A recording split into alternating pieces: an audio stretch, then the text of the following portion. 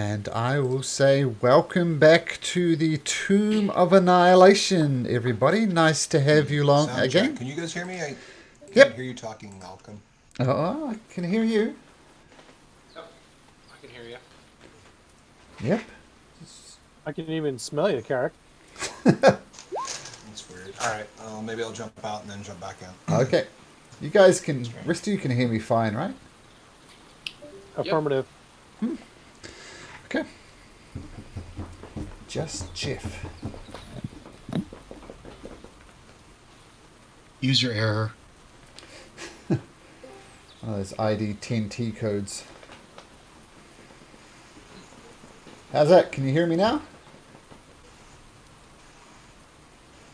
Jeff? Oh, we can't even hear you at the moment. That's bizarre. Let's see here. I'll try this. I'll keep on talking. All right. I can hear you now. Cool. Ah, excellent. Okay, just make sure this is clicked in nicely. Right, let me start my monologue again. Welcome back to the Tomb of Annihilation, everybody. Very nice to be your dungeon master again on this rainy evening. Well, where I live anyway. It's just pelting down outside, but it's nice to be here. So last week, let's get you across to the big map. Where is the big map? I've completely... Oh, there we go.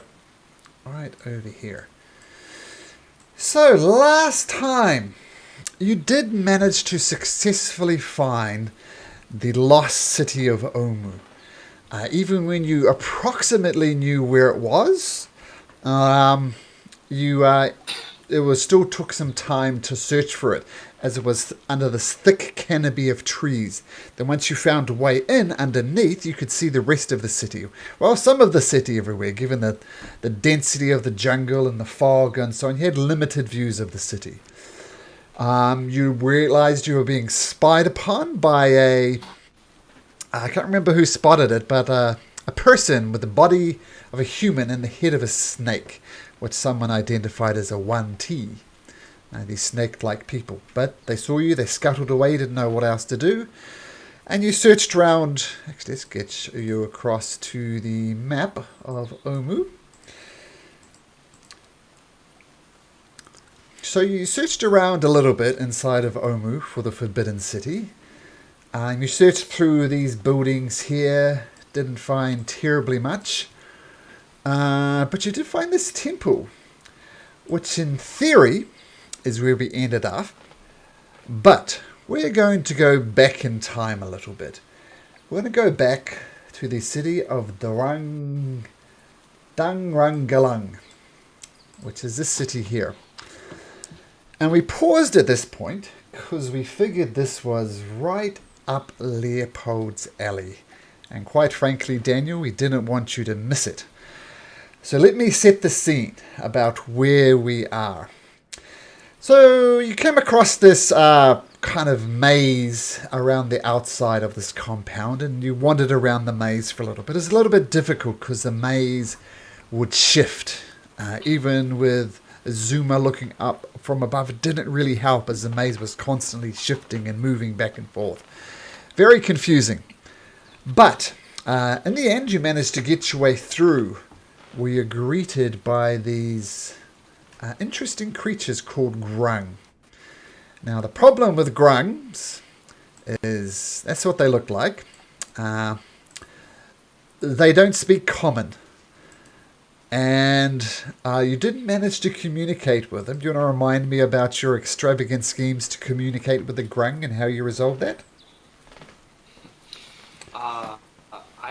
I cast comprehend languages, but I could understand them, but I couldn't speak back. So Jeff or Carrick used his telepath ability. So it was kind of a difficult solution, but we were able to communicate with it. Yeah, it was a very perverted form of telephone, I guess you could say. Yeah. And you went and met with the king, King Groke, and via this extravagant game of telephone, you learnt one thing. That King Groke, he says, via this telephone thing, he says, "I, King Grook, you are here upon this most blessed of days. For today we summon the great Nung Nung, the greatest goddess in all the land. And I shall make love to Grung Grung, and all my descendants will be God-touched individuals. My reign will be long and spectacular, as I will literally have gone-spored children." And it goes on to say, "And tonight you've arrived on the most blessed of all nights, because this is the day when Nung Nung will be summoned, and I shall make love to her and have God-blessed children." And all that. I mean, it's not shown on the map, but there are dozens and dozens and dozens of these little grung creatures all over the place. So, well, that's interesting. He decided to stay around. But then one of his advisors, someone named, what's his name? Krook. And Krook, turns out, is King Grook's spiritual advisor. He whispers prophecies in his ear. And he whispers that, Nung Nung is his true love. And he whispers various bits and pieces into the ear of King Grook. And he comes up to you surreptitiously a bit later on. And he says, "Yes, a bit of a problem. All those things I've been whispering in King Grook's ear are complete fabrications. I don't think Nung Nung is going to be summoned tonight. And if it doesn't get summoned, I'm going to lose my head. Quite literally lose my head. Because I've been the one who's been telling King Grook, 'Hey, Nung Nung's coming. You can have many God-blessed children.' But, one tells the king what the king wants to hear. But it's got to the point that Nung Nung, according to the king, is most definitely arriving tonight. I don't think it is. So, the deal I will make for you, I'll give you this ring. And he shows you this ring. It's obviously magical. And he claims that it's a ring of jumping. And that you can do magnificent jumps when you have this ring of jumping. Which is no doubt a useful item. And he also offered you the use of these pigments. Just bring up these pigments again.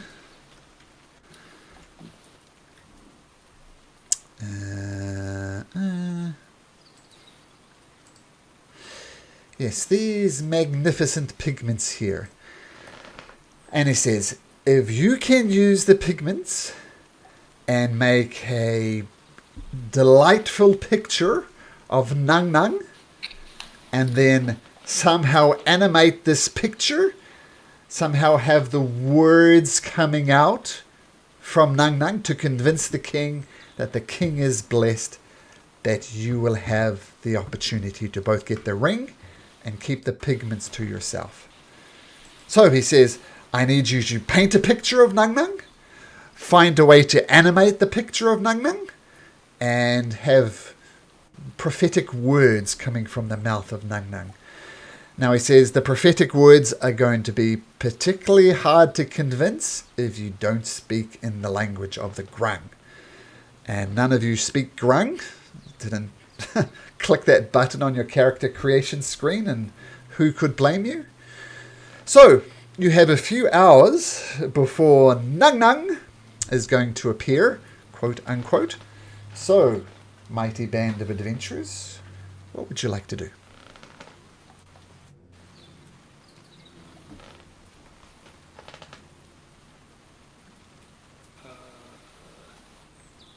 Frog legs taste. What's that, sorry? How do frog legs taste? I think that's the route we're going to be taking, gentlemen. As players, I'm just joking. Once again, not We shown on the learned- map, but there's maybe 50 of these creatures, maybe even more. They're not shown on the map because it just take too chaotic. But We learned that if we keep our word, then they'll be non-hostile towards us. So we were kind of holding off, hoping that Leopold could do something entertaining to make this happen. Well, I don't have any illusion spells except invisibility. That would be illusion. Other than that, he doesn't have anything that would work. I mean, I can enlarge, reduce, and stuff. But as a player, I know those marvelous pigments. They're like game breaking. You can do a lot of really fun and stupid stuff with them, depending on how well your imagination is. So we could make costumes easily enough with that, and they become real. Things like that. I don't know if any of the other, or actually our other only caster, full caster K2. Do you have as your domain? You are part wizard. Do you have a illusion spells as a cantrip? I forgot what it's called. minor illusion. There it is. Minor illusion. I'm sorry, Leopold. I do not have that spell. Yeah. So, I mean, I do have like entertainment skills, but I don't speak their language, as we've already said. My persuasion's high. My performance is average, but it's better than probably everybody else's. Let's see. What does this one do? The only thing that may be useful is thaumaturgy. I don't know how to pronounce that, but we don't speak grung, so that could be a problem. Thaumaturgy can make supernatural effects happen and things like that.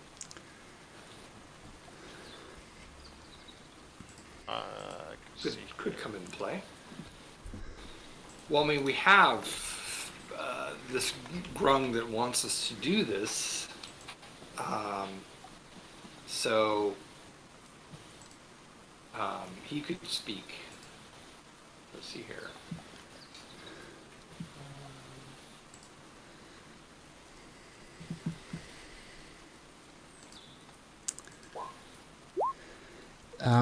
The priest makes it very clear that he'll be beside the side of King Grook during the ceremony. He will personally take no part in the charade. Okay. He wants us to do it, but he won't take any part. Maybe we can get him to teach us some limited key phrases to control the conversation. So it's just like, silence, just do what I show you to do, maybe something like that. In grung. Do we have anything from the native plants or fruit or food that can, slip in the roofie? So we can say, "Oh, you missed it." It was a grand floral engagement. Which one of you more reptilian kind of creatures in our party, Dragonborn and Yanti, wants to make love to another reptilian? I mean, it's they're the skin. I'm not reptilian, so I guess that's. Well, Carrick is female. Yeah, Carrick looks and says, no, this is a hard no. This is like what Everybody you were does. made Thanks, for. not. And I'm gonna look over at Arcus. I think his name is Arcus, the guy with the ring, Arcus. and go, disappointing again. I know. Point at. She's just never was the one to stand up, and it was needed. Very disappointing. Take one for the team, Carrick. What about Salida? Oh yeah, Salida. You guys remember the what? Gilligan's Island where Gilligan was forced to dress up as a woman, and he's saying, "You can't make me, right?" It's like in the next scene you see him, he's dressed up as a woman with the makeup. I feel like that's what's happening here, but yeah. Well, I will let you know what abilities I have. I have the suggestion, a spell, at my disposal. I'm not sure if that would be useful. I can speak. If you do not recognize it, that is Abyssal. And I also speak Draconic. And she speaks in Carrick and anybody else, and I imagine Rock would understand that no problem. That is what I have at my disposal. I answer back in gnome. And I answer back in Sylvan. So I do kind of weird Sylvan, I don't know how Sylvan would sound, so. Maybe we can, like I said, maybe we can use the chalk to draw a costume, and then have the priest teach a phrase like she rejects the king, and very limited verbiage, and then she leaves. I like what you're saying, Inyoka, but maybe we let him down easy, as opposed to rejection. Possibly something like when the king is to live a full life, and after he passes, they will be together. Something like that. Well, Leopold's going to say, he's going to go, well, I haven't met any gods, but do gods make love the same way we do? I mean, we all kind of, can we just, pretend like the way you make love with the goddess is by watching her dance or something? Or by touching her hand while she dances, and that's how you make love to a princess? Or to a goddess? Probably not the way your kind does. That's why there's not that many gods. Huh. I don't know what you mean by that, Jimmy, at all. That sounded kind of mean. But anyways, I'm trying to make a point across here. So, can we tell him somehow that gods don't make love the same way humans do? You only have to touch a god to make love to a god. And so he just has to touch one of us who's going to pretend to be the god, and then he'll get his wish. I think that's a good idea, Leopold. See, Carrick, you don't have to do much. And you can speak into its mind, Carrick, right? I can do that. I will participate in that. Because if you can speak in, well, he already knows you speak into its mind. Can you make your voice sound different? In someone's mind? I would say yes, because part of communication is inflections, asking questions. There's lots of ways to communicate apart from the actual words. So I think if those type of subtleties can come across, you can talk in a different accent and sound like Salida if you really wanted to. So yes, accents would carry. Made the damn mistake. My answer was, you can certainly try. That's what I should have said. Damn it! Well, Should we have been can my use response. a pigment, and we can make a costume for you, and then we can do some magical effects with K2. I've seen you do some thaumaturgy stuff, and make sounds and candles go out and tremors, and then Carrick, you can come out, and I can give you inspiring words. I can introduce you and give you, as a player of Bardic Inspiration, introduce you. K2 can bless you somehow with his other thing, and then how does that sound? Sounds great. What instrument do you play, Leopold? Oh, I have my flute, but if we're gonna do a performance, nothing beats the bagpipes. I'm sure none of these things have seen those. Do you think we could get the priest to see if he has somebody that we can get cahoots in, that we could change their appearance a little bit and have them do all the talking, and you could talk to them mentally to tell them what to say? Ooh, that sounds like a good idea. That sounds like a good one too. Add that in. That's great. Well, I have Featherfall. Maybe we can push Carrick from a high ledge and have her glide in like she's divine.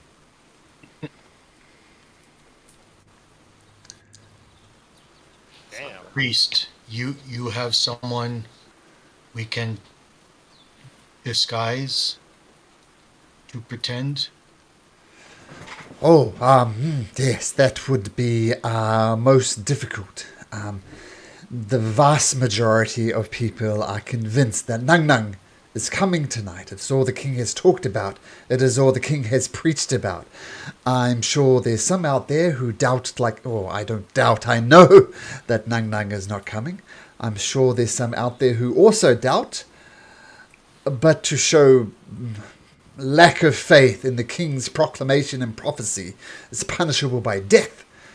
So finding such individuals will be exceedingly difficult. Wait a minute, but if we fail at this, are we going to be put to death? Well,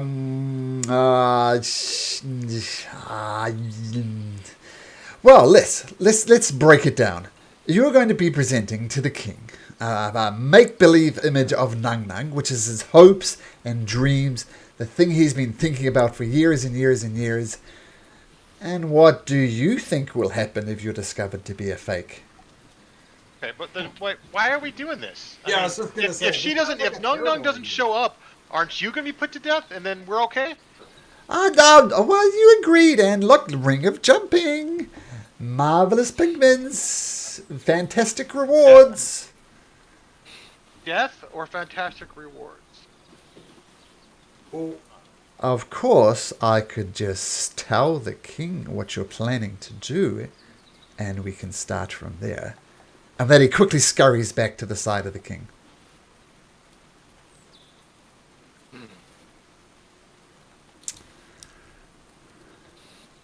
Well, he threatened us. We could come clean to the king. I know, it's like, it seems like a bad tactic to try to take on this challenge. I will point out that you do have the marvelous pigments in your possession. You have those. Oh, that's, in other words, we have evidence of being, it's incriminating against us. I gotcha. And, well, we could use The DM has no comment. Do we need to be here, guys? Or are we passing through here, going somewhere else? What's going on with why Yeah. we're here? I missed Yeah. last session, so why are No, we're passing through, but Yeah. Yeah, I mean, the only thing is if we didn't already give our word that we would stay to the king, we didn't know any of this when we gave our word. We were just thinking, hey, if she doesn't show up, we're going to leave in the morning. Well, either way, we're going to leave in the morning. But we gave our word. I mean, could we try to just head out? That's another option. We could just try to leave. It seems like the communication thing is like the biggest hurdle. It's like if one of us was to use the paints, dress up, that's one thing, but I don't know how we can carry on a conversation. I'll just say intimate conversation and not be able to speak the language.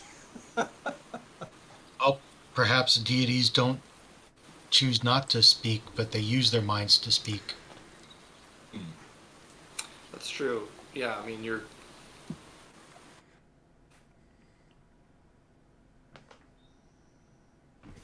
would have a script that would not rely on him, like it would basically ignore whatever he says. we can use the pigments to make a trench around us, between us and them, and then flee. Because it says a real pit could turn into a real thing.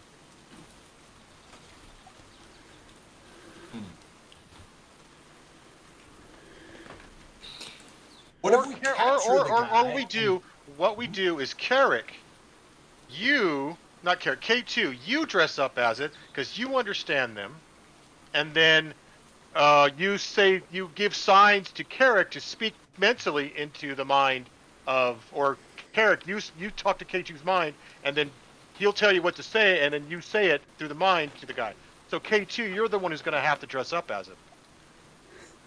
Kind of what we were doing before, but how about this? Does anybody have charm? And I have suggestion, which is the closest, says Selida. Maybe we can just take control of the priest and get him to confess to the king that he's made it all up.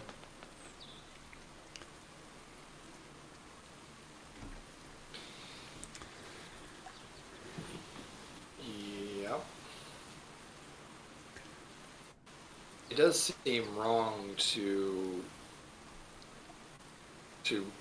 basically continue this lie to the king. You know, he hasn't done anything to us. I'd Anyone rather have have the Stone of king's Truth? favor than the priest's. How But, about Zone of but the king Truth? would kill us. Well, not if we. I mean, maybe not if we just come forward with this.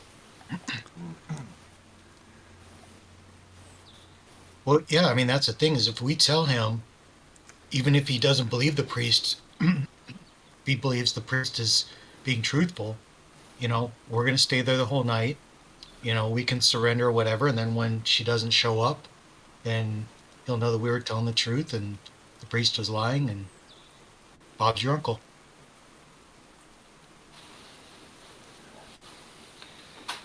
I feel like that's less risky than to actually try to pull one over on the king and everybody else.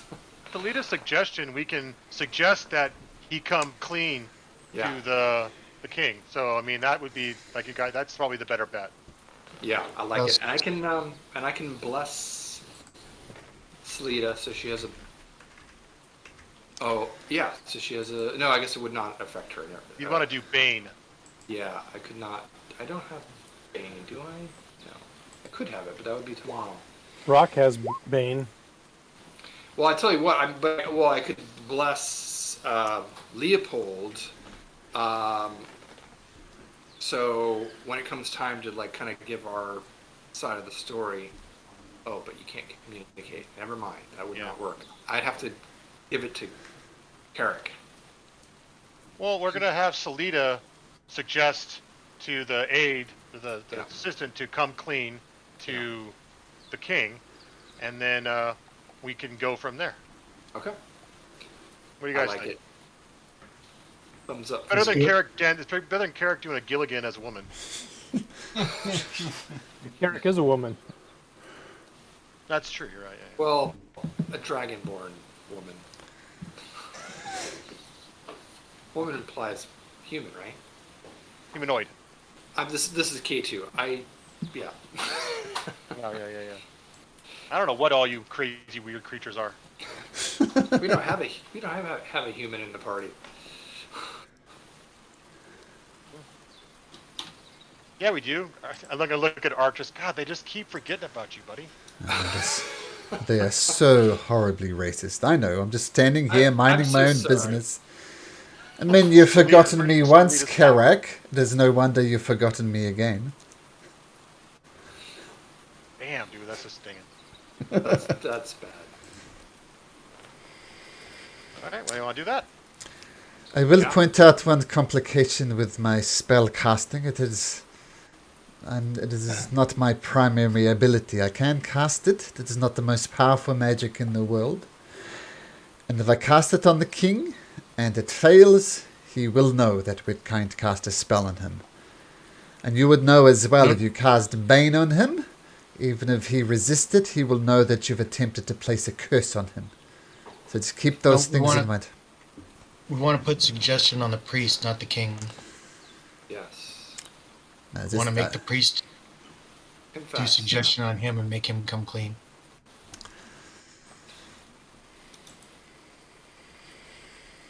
Well, what I would do is I'd tell the aide that we're going to cast a spell to make an illusion be easier. So he thinks we're casting a spell that's going to be helpful, rather than just all of a sudden cast a spell. That Selita's going to cast a spell to aid us in this ruse. I like it. What's the Selita? How long does the suggestion last? Up to 8 hours.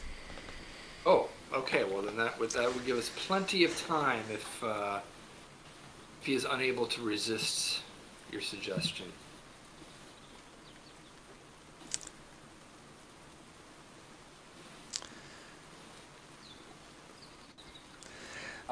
My one concern with this plan is if I asked you to jump onto a spear or jump into a pool of lava, the spell would automatically fail because things that would cause death would wouldn't want to do that. So asking him to admit himself to the king that he's been lying to him, isn't that mean he's suggesting that if he comes clean, he's going to die?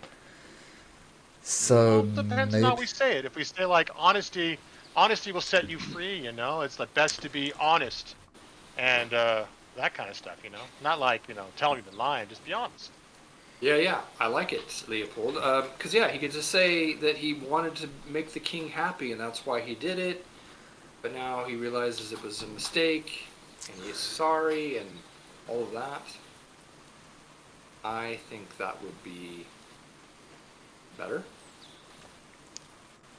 Maybe less likely he would die.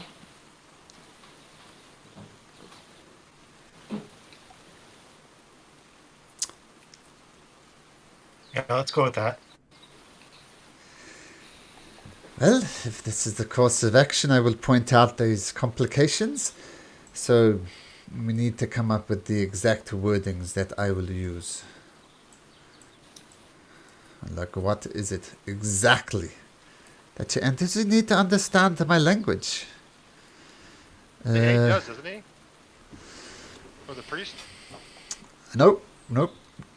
The priest is speaking via that game of telephones. Oh, I thought he was one. I thought he was the one that could speak to us. All right. That can hear and understand you. All right. Then let's just do this. Let's clean the whiteboard. Let's just use your mental command. Say to tell the king that the priest is lying and she's not coming, and let's just see how that plays out. I am good with the telling the truth in Yoka. I think that's a good idea, and we could, because then he's going to, of course, ask the priest, and either the priest is going to have to decide if he's going to continue to lie or he's going to come clean. And we can show the bribe. We could show the items that he tried to bribe us with. Yeah, I think I'd like to do exactly what you're saying, but a little bit soft touch, meaning that, hey, he only wanted to please you, so we're not, we also would like to, for you to spare him. That's what I would like.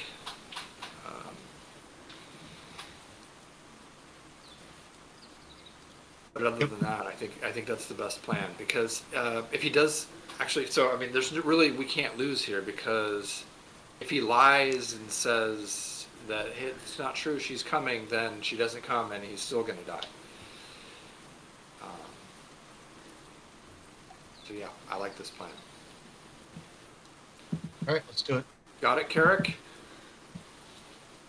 Since you're going to be the one communicating.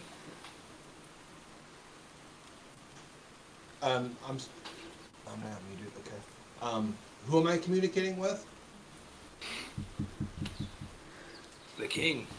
No, well, I get that part, but it's like, Just tell him, just be very, very meek and passive and say, King, the priest has been lying to you. She is not coming tonight, and we wanted to let you know the truth.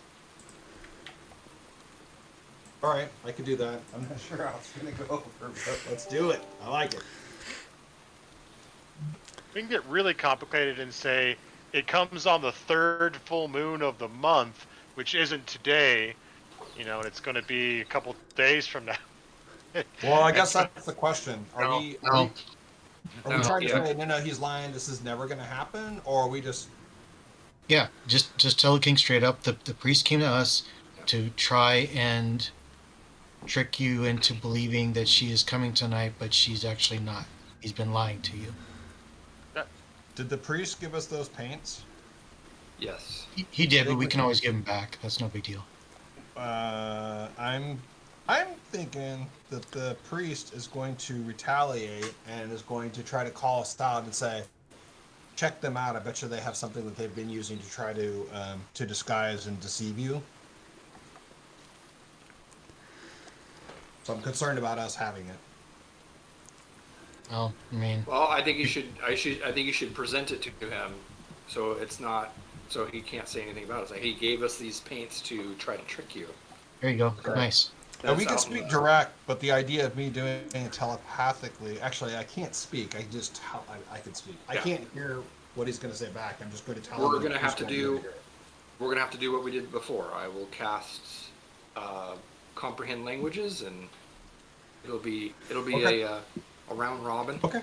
All right. I like it. Let's do it. Yep. Let's do I it. will do point it. out one thing that K2 Uh-oh. notices with your passive perception of 17 is that Krook has been whispering in the ear of King Grok while you've been talking. Yes.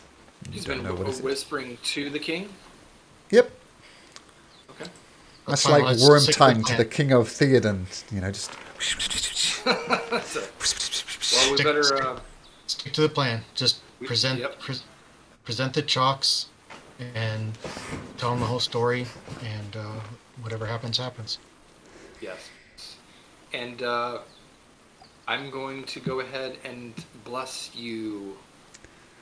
I'll bless Carrick and Leopold and Rock, since I can do 3. But that way, Carrick, you'll perhaps have a better chance of convincing the king. Okay. And bardic inspiration for you. Who is ya? And it's a D8 for your checks. This is on Carrick. Yep. On whoever's going to be talking. So I get a D8 plus And- my D4 on bless. Is that what it is? Okay. Yep. Okay. I think bless is only for attack rolls, isn't it? Or is it for And saving Or is throws. it for, it's Oh. not skill, it's not Oh, I'm skill. sorry. You want I to do guess- that one. I was thinking it did ability checks, but I'll Nope. give him guidance if that's okay. I'll do that. Okay. You can only concentrate on one of those things, so I assume it's going to be guidance. Yep, it'll be Okay. guidance. Okay, so all those blesses. We'll assume you know your spells well enough. That doesn't Eric cost you a doesn't. spell slot, but K2. yeah, and I think you have 10 minutes to use your guidance, which I'm assuming K2 doesn't lose concentration, which is a pretty, be kind of really bad if that happens. Yeah. Okay, so we'll just say you cast guidance and a bardic inspiration, and bardic inspiration lasts 10 minutes as well, so you got plenty of time to do whatever you need to do. So are we trying to communicate and then we present the paints to him? I think No, you should hold do it. it out and present it first. Say we were given these by your priest, and then tell them what's going on. Yeah. Okay. All right. This could go ugly really quickly since. Well, you're. No, I'm just Yeah. saying because the priest has been whispering to him. So anyway. Yep. Okay. You're right, but we're gonna speak the truth. All The right. king I will like it. believe Okay. So I will. What is the setting on this? There are like guards around the king and stuff, and all sorts of things, like a normal throne. Yeah. How many of these Yep. grungs roll around there, Malcolm? I need to stop for a second. My mother's calling me and she's a little sick at the moment, so I just need to take this. Okay. Okay, so let's just pause for a second and I'll be right back. Just I really need to take this phone call. Okay, sorry guys, I'll be back.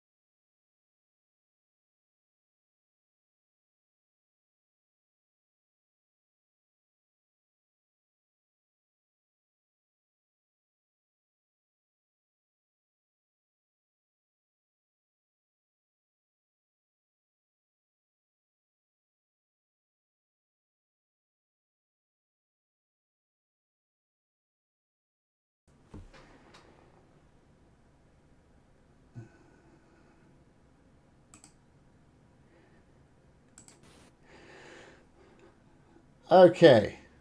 Ah! And then Discord crashes.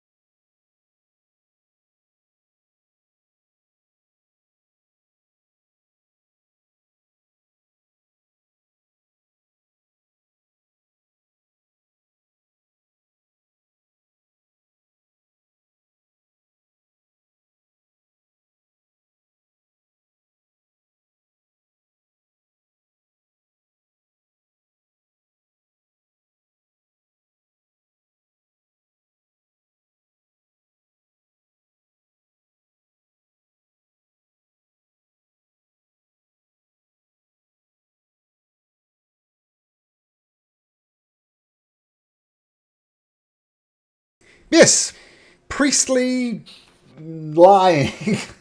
What's the plan? What are you guys going to do? So, I'm sorry. Did you say what the setup was for the guards? And stuff? No, I didn't. No, I didn't. There's these. Well, first of all, position yourself exactly where you want to be, where this all goes down. So take a moment to do that. These 4 guards out the front here look a lot more serious. They would take some dealing with. They're like they've got a dagger out and a short bow ready to go. So these yellow ones on the outside, looking very well armed. The green ones are less so. You're pretty sure you could take down one of the green ones pretty easily one-on-one, but the yellow ones are the ones where you're concerned. And we'll just say these grungs, some of them are in the pond in front of him, just hanging around. It's all around the king. Yep. And he's got this one guy who looks more powerful than anybody else. In fact, I'll show you his name.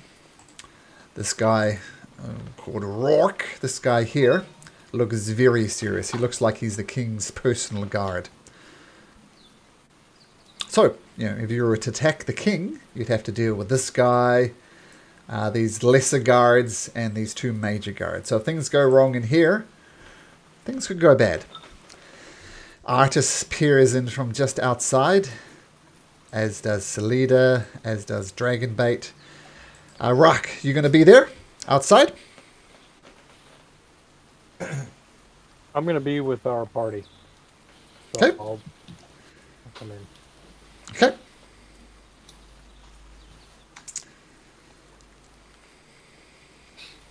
I'll come up here next to my buddy Leopold. Okay. K2, you're technically in about 5 feet of water. Is that where you want to be? Oh, no, I'll be closer to the shore here. Or I'll just be on shore. There we go. Okay.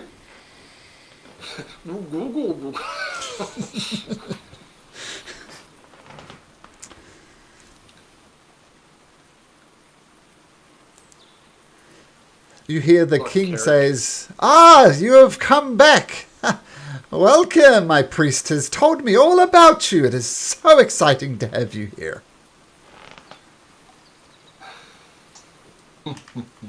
Okay, so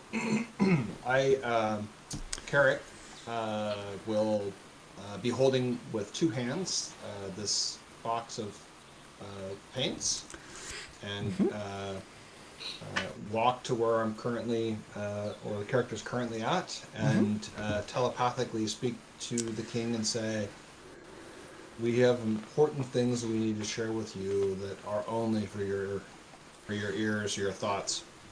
Oh, yes, fantastic. This is the gifts that Grook talked to me about. Yes, let me see. There'll be blessings for the pageant, for the coming of Nang Nang. I appreciate your gifts. Thank you so much. So K2, you're relaying that Yeah. to me. That's how Yep. that's Yep. working. Okay, all right. I was just double checking. So okay. A comprehend- So Oh, I was just I'm gonna say gonna- comprehend language is not a concentration. So Oh, good. so he is. I'm sorry. Which one is the king? Is it this guy? The one on the right? This guy here in the middle. This is the priest, Okay. the reddish guy. Okay. One yellow guy is a king, and the guy slightly forward looks like his personal bodyguard. Okay. So I will I will step up one and whatever, couple steps, whatever. Uh-huh. And I'm gonna take a knee and bow my head and present the paints. And while my head is bowed, I will say, "You misunderstand what we're trying to communicate to you. Your priest has been lying to you, and we are offering this to you, but it is something deceitful that the priest wanted us to use to deceive you." Let's make... I'm going to ask you to make a persuasion check at advantage, because I'm not going to tell you if it's a disadvantage or a straight roll or whatever, so I don't want to give the game away. So actually, no, this is definitely going to be a disadvantage. You are going through a translator, Chinese, the Chinese whispers. All of a sudden, I'm sounding a little racist by saying that. I don't know why, but you know the thing I'm talking about. So make another roll, Carrick. Yeah, I'm Another sorry, persuasion? I keep forgetting how to do the That's plus all right. and minus. So. So you know it's hard with his Chinese whispers because you're saying things. You know some of the subtlety K2 isn't quite picking up on, and then you're my bardic translating things. inspiration. I'm sorry. Is my bardic inspiration something I can add to that? And your guidance. yep. Okay, so that was Do a it. 1d8 for the bardic inspiration. Oh, that wasn't good. And then what was the D4. guidance? 1d4. 1d4. So this is 11 plus 5, 16. So your non-advantage roll. Sorry, say what you say again, Carrick, and we'll pick it up from there as we get the That was game like mechanics 2 up. minutes ago. I don't know what I said. So I think the gestures are important. So I walk up a few steps, I bow, I present with 2 hands, I present the paints, and with my head bowed, I share with the king that he misunderstood, and that we have been requested by the priest to act with him and deceive you, and these were not being offered as whatever, but it is actually something that we are presenting to you, and as more of evidence that your priest is not who he's not being honest with you. You see the priest start whispering in the king's ear, but the king kind of pushes him aside, and very obviously he's telling him to be quiet. Oh, this is very interesting news that you bring to me. Let's assume that all you're saying is true. What that will mean is Nung Nung is not coming. Everything I've been told is a lie. All these people around me, I have sworn to them on my life that Nung Nung would arrive. And if Nung Nung is not to arrive, as you said, then my head would be on a pike. So let's just say, for argument's sake, that what you say is true. Given what I have told you, what would it be that you have me do? Yikes. So I will tell the king that we are not here to cause issues. We did not want to be out of favor. We did not want you to feel ill of us or trying to perpetuate a falsehood. We're just passing through, and we would be happy to help you as long as this is not going to cause ill regards toward our party. That does not solve my dilemma. Once again, if what you say is true, and I act on what you say, and Nung Nung does not appear, it will be my head upon the spike.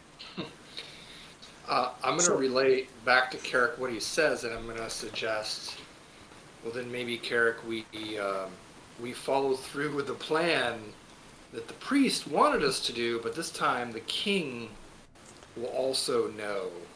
I hear you. That's what I was. Takes me a few minutes, but I'm picking that up. So I convey back to the king that if he's willing to participate with us, we will help perpetuate this idea that Nung Nung actually does arrive. It will protect him, and it will keep this this vision, this dream, this idea alive. But we don't want to be held responsible for it. We want to be able to pass on freely. King Groke takes a deep breath, and despite being a fairly slimy, individual, just naturally slimy to keep himself cool, you swear you see tears start streaming down the side of the king's face. And he says, "So, let me be clear. No Nung Nung?" Correct. No Nung Nung. He starts weeping silently. "Oh, Nung Nung." And then he composes himself and says, "But Nung Nung will come soon, right?" We do not have any information that would indicate whether Nung Nung will or will not come, and if she is coming, when that would be. You do not understand royal etiquette, my friend. When a king says something and says, "Right," you say, "Yes, king." Nung Nung is coming back, right? Yes, right. I'm with you. Thank you for clearing that up for me. So, I'm just bullying you, but I do believe in my heart of hearts that Nung Nung will come. Maybe even tonight, maybe. But, if you're to successfully pull off this ruse, you need not convince me, but you need to convince the masses. Will you help? We Oh, I will help by being amazed and flabbergasted that Nung Nung is here. I will play my part.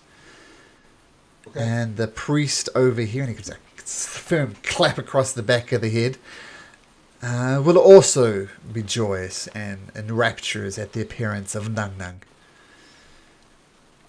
And when a king proclaims that a god is going to come and the god does not come, as I said, my head would be on a spike. I do not want my head on a spike. So, King, when would we be able to make leave after this appearance of Nung Nung? Well, here's what will happen. The Nung Nung will appear in whatever way you say. If you are not killed, then you are free to leave. Maybe the masses will turn on you if your performance is so bad. But if they start cheering and celebrating, then you are free to go.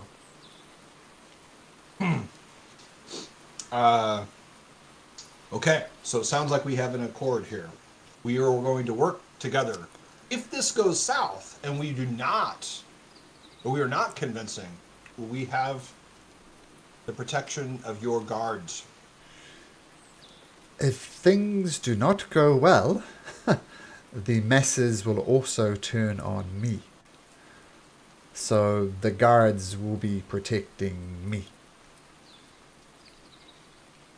Understood. Okay. And maybe they'll even turn on me, but I hope not. All right. I can't remember if he gave him the pigments or not, but regardless, he returns the pigments to you. Okay. All right. So I think one of the last things would be like, it would be great for you to explain to us a theatrical way to be able to present Nung Nung for the masses. Make it look godly. Make it sound godly. Make it...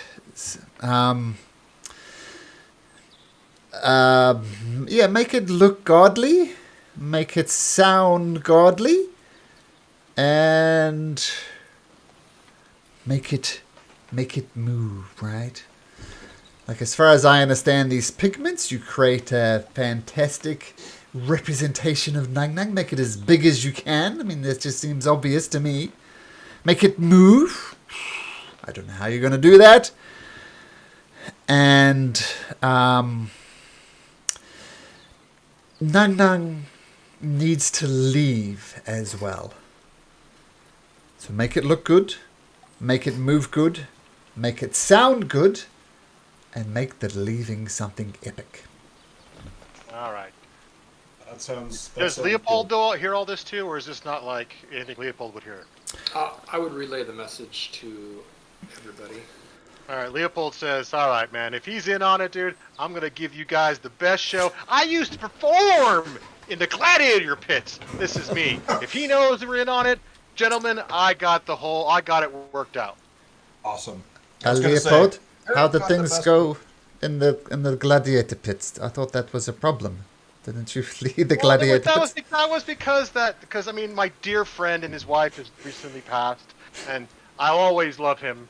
But his wife heckled me, and so I heckled back, and that's how that went, that south. But they can't understand a word I'm gonna say. I can call him Nung Nung Poo Poo Head, and they wouldn't know. So it's all good, right?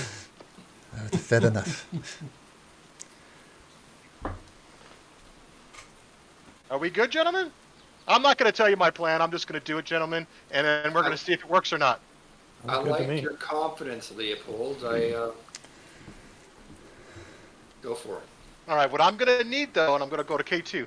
I know you can like make things shake and tremble, and when I appear, I'm gonna need you to like make everything shake and as much commotion as you can, like a grand entrance. Okay, I'm gonna sneak up to him and go. I'm gonna use the paints and make a costume, and I'm gonna be invisible, and then I'm gonna appear. And I'm going to tap you on the shoulder, and then I will appear, and I need you to do all kinds of your stuff. I like it. I can do that. How do you whisper here? I'm going to whisper something to Malcolm. Okay. Actually, I don't care. What I'm going to do, gentlemen, is I'm going to cast invisibility on my... I'm going to cast in a hidden place, enlarge and reduce after I have my costume on, so I'm huge. Lasts 10 minutes. With concentration. Oh, I can't do invisibility. So I'll just have to come from somewhere. We have to figure out where I'm coming from. I'll be large, and then I will kiss the king, and then I will cast invisibility and disappear. And I will do a dance, and I will do a whole thing for him around everybody, and then I will kiss the king, and I'm going to look at Carrick, you owe me. And cast invisibility and disappear from sight. And I'll be 15 feet tall, bending down to kiss this little king. I like your plan, Leopold.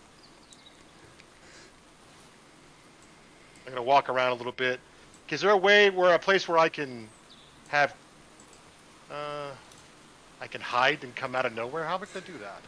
Or I could just be normal size, and then I could, how about I be normal size, I'll be invisible, I'll tap K2, you'll do your works, I will appear, and then I will cast enlarge and grow large and do a dance for them all, and then I will cast invisibility and I will shrink, but I'll turn invisible. I like it. What could go wrong? right? It's gonna go great. It's gonna go great. All right, so we're gonna tell him we're gonna go outside and we're gonna have to make stuff, right? The king and the priest arranges you a private place where no one will be able to see. In fact, it gives you the use of the this chamber, and closes this door off to give you the privacy for which to do whatever you're going to do. And kicks out all the guards. Just so these normal guards, they go outside, leaving you privacy.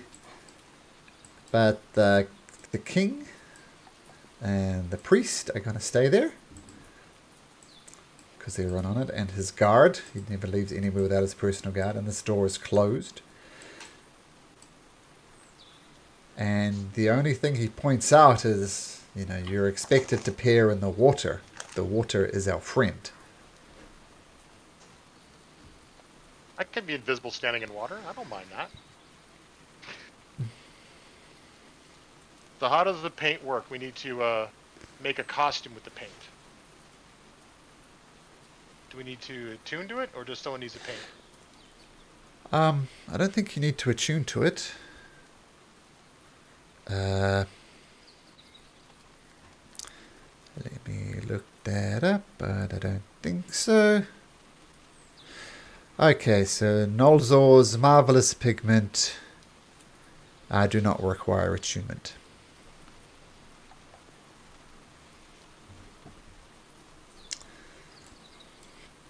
Alright, well, who is going to do the painting?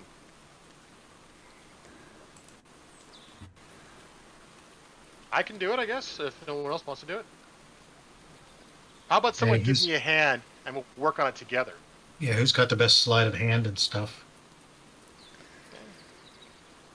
That's Rock's big and clumsy. Sleight of hand of 0 plus 0. Leopold's kind of dexterous with that kind of stuff, but he's not like the most dexterous, but he's he's up there.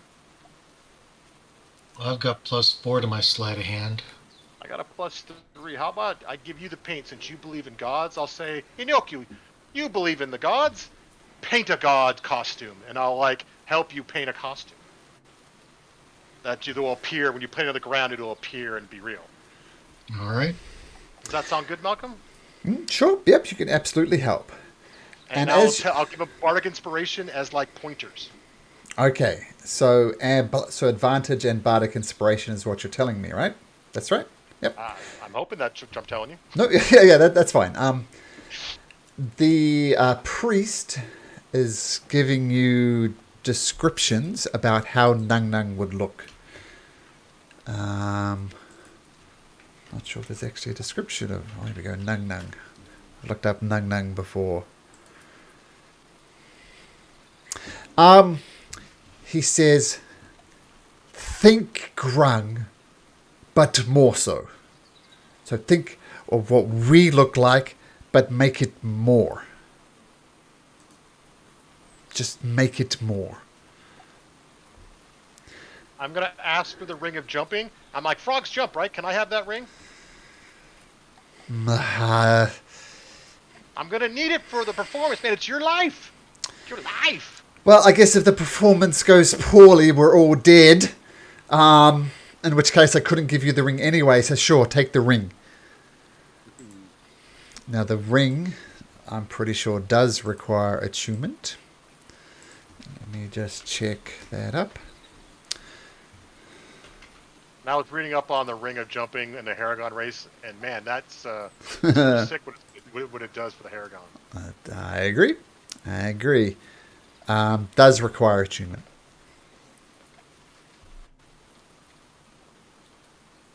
Yeah, take the ring!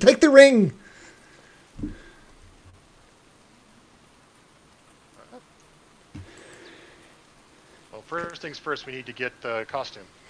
Okay, so you got, as I said, there's a few hours. So unless something goes wrong in whatever you're doing, you should have enough time to attune to the ring as well. So we'll assume that you've attuned to the ring. We'll just take that as written. You take an hour at some point. Now, as the priest is so this is Inyoka leading with Leopold's assistance with the bardic inspiration. Okay, so via this game of cat and mouse, the Chinese whispers bouncing back and forth between everybody trying to coordinate with, and Yoka getting instructions via K2, via Karak. It's a little confusing, but making a grung, but more so.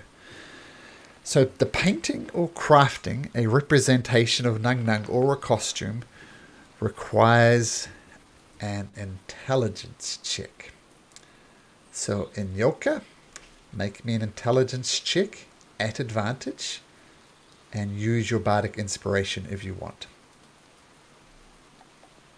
Good. When I was And how reading the rules for this, I saw Leopold's intelligence modifier, and I think you made the right choice to get the -3. -1. -1 is better than -3. So And that's what, that's what's a the bardic inspiration? 8d8. So a 19. So as you use the marvelous pigments, you create a costume for Leopold. And the costume kind of is like almost like a dress on Leopold. It connects at the bottom. You've made the frog legs on Leopold look just so. You look around and your legs look more muscular than the other grung. They're like long, spindly, powerful legs. But yours take it to the next level. Basically like a Superman version of a grung. You've given him a glorious headpiece, red streaks down his back and beautiful arcane looking symbols on it. And the priest says, oh yeah, that's good. That's good. I like that. So, well, I spoke about getting Nung Nung to move. Let's see you move like a god, Leopold. Let's see you practice. Move like a god. All right. I'm going to wear the costume. I'm going to, and I'm going to give myself. I'm going to use the ring and, as a bonus action, cast jump on myself.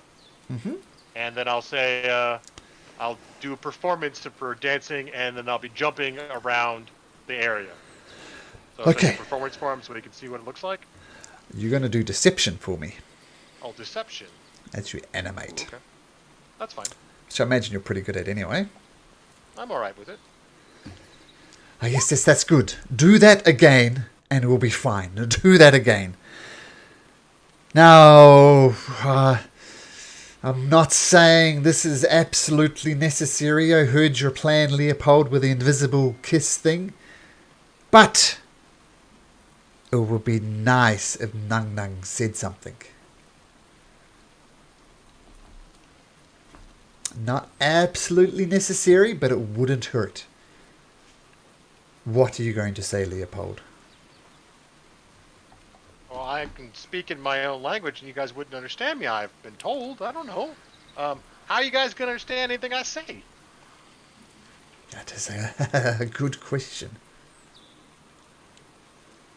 Learn short phrase. Well, I could teach you a phrase. Tell me what you want to say. I'll speak it to you in grung, and you pay careful attention. What do you want to say?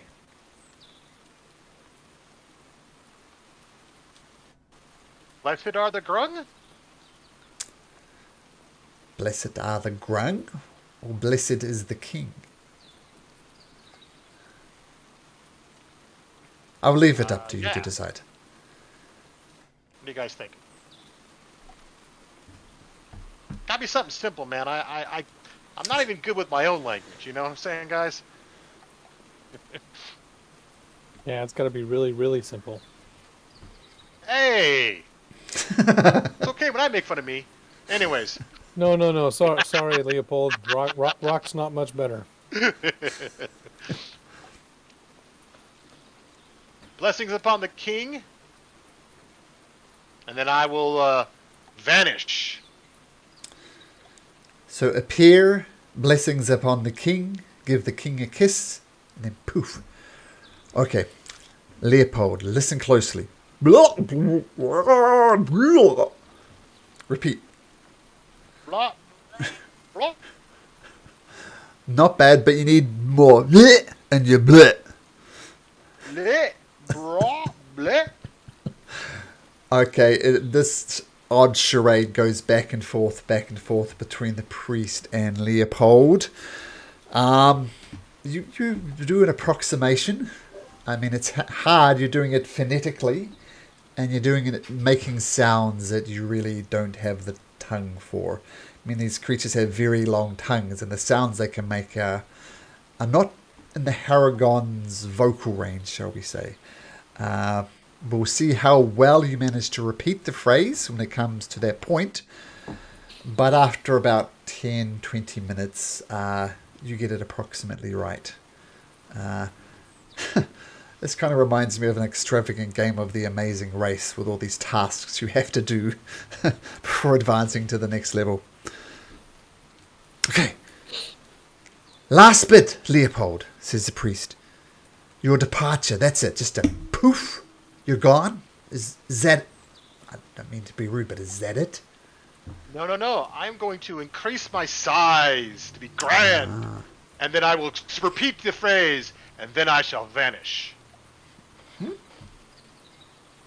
All right. I think we're ready. And the king comes up to you, Leopold, and holds your hand, looks deeply into your eyes, and via K2 and via Carrick, you hear the king say, "For the love of Nung Nung, don't fuck this up."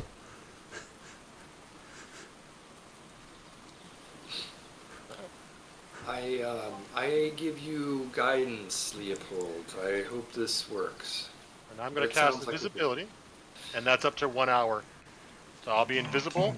And Well, I said to say, do you want me behind you in the water or in front of you? Well, not this water. This water where everyone can see. Oh, out there. Yeah, and it's a little deep there. Like about 1 to 2 feet deep. I think it's more like a swamp than a lake. Well, make your preparations. We start in a couple of hours. So if there's anything else you need to do, please do so. But we start in a couple of hours. Is there anything you want to do to prepare, or shall we just get into it? Okay, I'm going to need you to do your thaumaturgy when I get ready to appear. Yep, I will give you guidance right beforehand, and then I will do thaumaturgy. Yeah, I'll tap you in the shoulder then when we're ready to begin, I guess, and then we'll go. Okay, I like it. Are you inspiring yourself, Leopold? Can't. So, You can't. I'm going to cast okay. a bonus action to cast jump just before it all starts as well. So I'll have the jump spell, and I can jump 15 feet times 3. What is that, 45? 5, yeah. How long I does can do jump 45 last? 1 minute. 1 minute. Okay. It's a bonus action. I cast as many times as I want, it looks like, on the ring. There's no limit. I don't see. When you bring this, you cast jump as a bonus action, but Yeah, only there's target no yourself. Charges. Hey, There's no charges or nothing.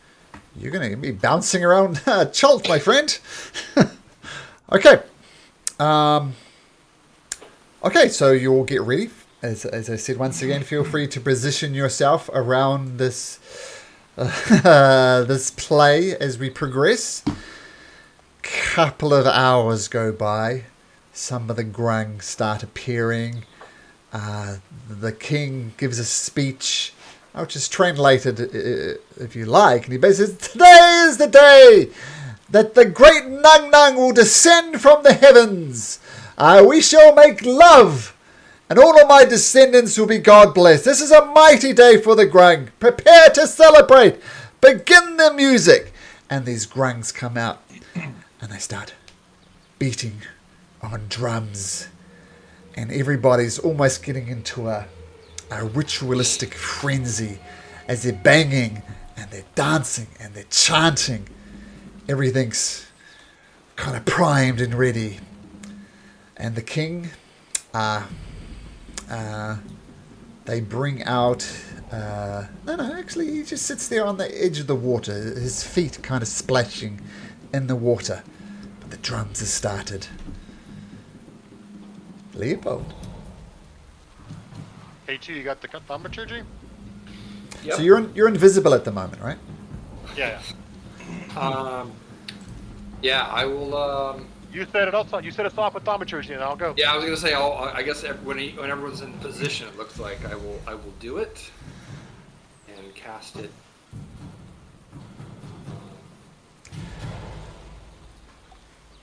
I will cast it where we discussed Leopold would appear. Yeah. Sure. But have it overlap so you can also feel it on land. Sure. And what sounds or what are you doing with thaumaturgy exactly? So at first, I'm going to create tremors. Okay. It says, let me put that up there. So for 1 minute. So as you cast tremors, the ground shakes a little bit. More importantly, the water takes on this weird, kind of almost harmonic pattern to it. Okay. Carry on. Okay. Yeah, I'll keep that going until Leopold appears, basically. So. And then I will in the center, in the water here, I will stop concentrating on invisibility and appear, and with my arms up, and then I will start dancing through the water, and then with my jump spell cast, I can jump 15 feet normally now, and I'll start jumping around the water doing a performance, and I will cast Enlarge upon myself, and as I'm dancing, I will increase in size, triple my size, become large. Zoop. Okay, so we'll get to that in a second. I want to know how K2 is thaumaturging this. How are you enhancing Leopold's performance? Well,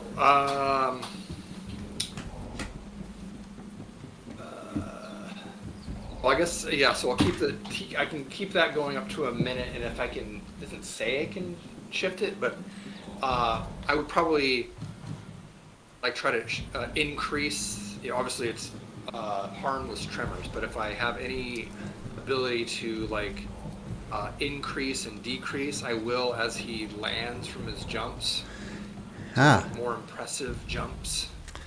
Okay, so as he lands, as he's in the air, you cancel the tremors, the water goes quiet, and then when he lands, the tremors start up again. That sort of thing?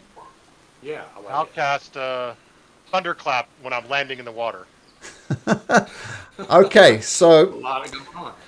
So you're bouncing around, boom, boom, boom. The thaumaturgy is kind of causing the water to ripple, and as I said, it's an odd harmonic pattern with these minor shakes, and you kind of time them so they're just shaking just right, so the water gets into this weird pattern.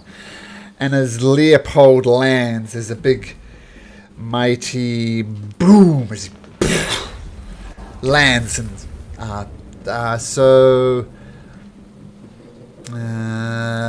each creature within range. I assume you're not going to do it within range of people to actually hit them, Leopold? No 5 feet. No 5 feet for me, yeah. It's just 5 feet range. Okay, so, yes, jumping around, thunder going off, you're jumping around like boing, boing, boing. So you cast Jump on yourself. The thunder waves are going off as well. Okay, so, by the way, as soon as you appeared, as I said, as a grung, but more so like a Superman version of grung, even without understanding the language, you hear audible gasps from everybody. It seems your disguise, at the very least, is looking good enough. They think you look like Nang Nang. Let's see if you act like Nang Nang. Make me a deception check, please, Leopold.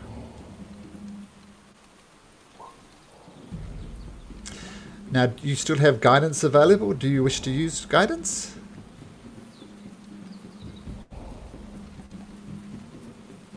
Why not? Okay. So, bouncing, waves of thunder going off, augmented by K2 playing silly buggers with the waters. You jump, you bounce, you splash, and you don't just jump. Was it 45 feet in the air, Leopold? Is that right?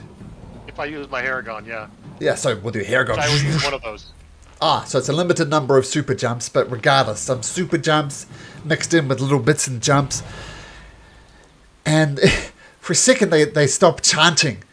They're so engrossed. And then the king says, "Start it up again. Keep chanting." And they start picking up the rhythm again as Leopold's bouncing, bouncing, bouncing, bouncing. Now, what do you do next, Leopold? They seem to have liked your dancing, like your look. What do you do? I'm going to stand in front of the king, and I'm going to say, "Blee, bra, blee!" Do I need deception for that?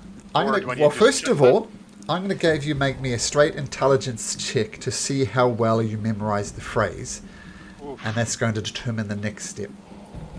Okay. Now you got a -3 on this. I'm going to throw that out there, and then I'm going to use my luck.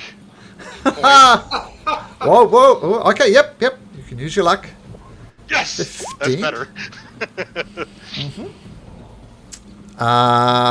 So you did, despite your limited upbringing and your lack of ability to really stretch your mind, you have your mind stretched and you do an excellent job of memorizing it. So you've got it in your brain. Let's see how well you recite it now. You can make me the choice.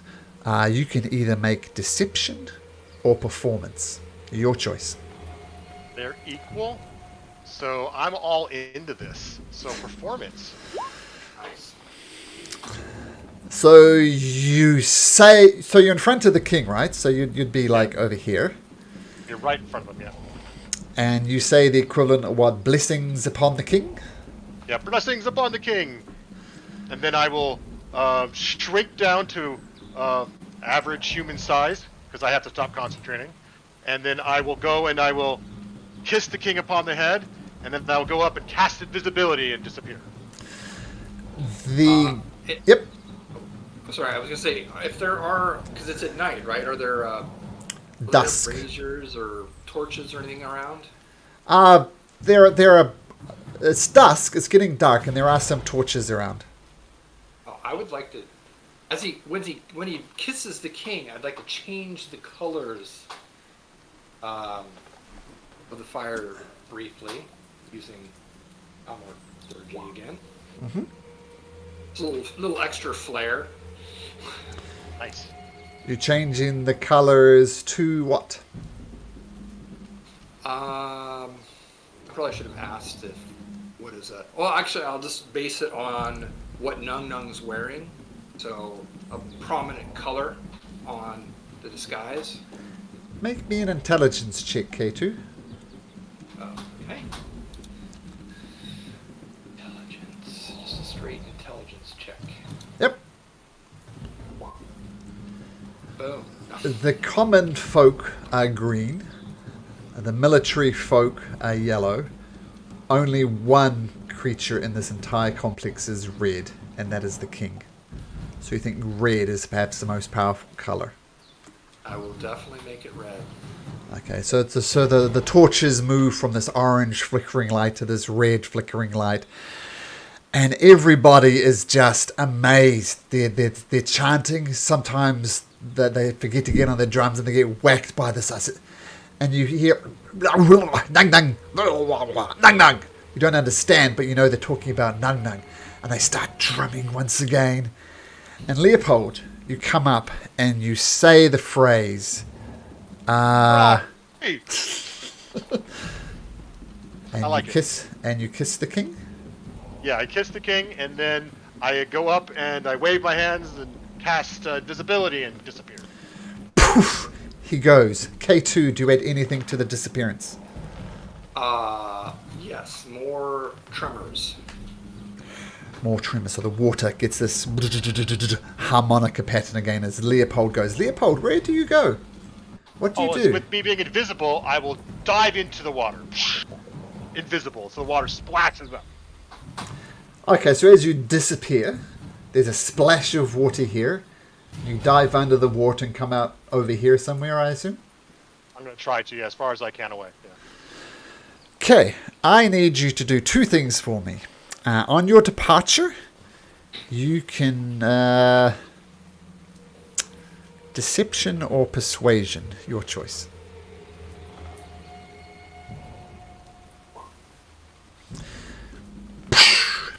And make me a stealth check at advantage. That's a sleight of hand. Oh, sleight of hand, sorry. Stealth. Oh, it's the same thing, but it doesn't matter. Ooh! Oh, I can use luck. I have more luck points. I can do it one more time. Sure. Oof. So 10. Oh, actually, no. I have to take the 9. You have to take the new one. But so stealth at advantage. If you want to re-roll it, you still can re-roll it because it's at advantage. So it's a 14. Let me check some passive perceptions of some grings here. How perceptive is this lot? Might all come down to their passive perception, whether they notice something is up as this Harangon dressed as grung disappears beneath the water. I will point out that their passive perception is 12. And so Kiss the King dive into the water. There's a splash which seems to add to the idea that this is some great creature. You swim through and the people are just chanting, Nang, Nang, Grook. It seems the ruse has worked. Very nice. And the king's raising his hands up and you'd hear him be the twins say, all my children will be blessed as God children. This is the greatest day for Grung in the history of the world. And he's just really playing up his kingly thing, and people are coming up and, with a deity thing, kind of touch a hem of his cloak. And if it wasn't worship of the king before, it is worship as the king for now. He is the literal lover of Nung Nung in their minds. And everybody is just going into some rapturous dance, almost like a trance-like. As the king goes round, they lift the king up. Children come up and touch him, and parents trying to push their children towards the king just to be in his presence, the literal lover of Nung Nung. What did the rest of you guys do? I'm gonna celebrate as well. Okay. Awkwardly. Like, yay! This is amazing! I'm so happy we could be here for this. Awesome. Rock does the same thing. Cool. As genuine as I can, but I'll be awkward as well. Sure. You won't be the first awkward person at a party. You won't be the last awkward person at a party either.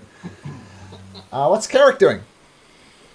Yep, I will join in the festivities as well. I'm not sure I'm getting the awkward part, guys, but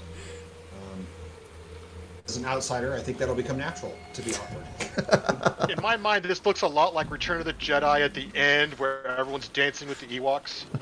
There you go. Yeah. Cringy.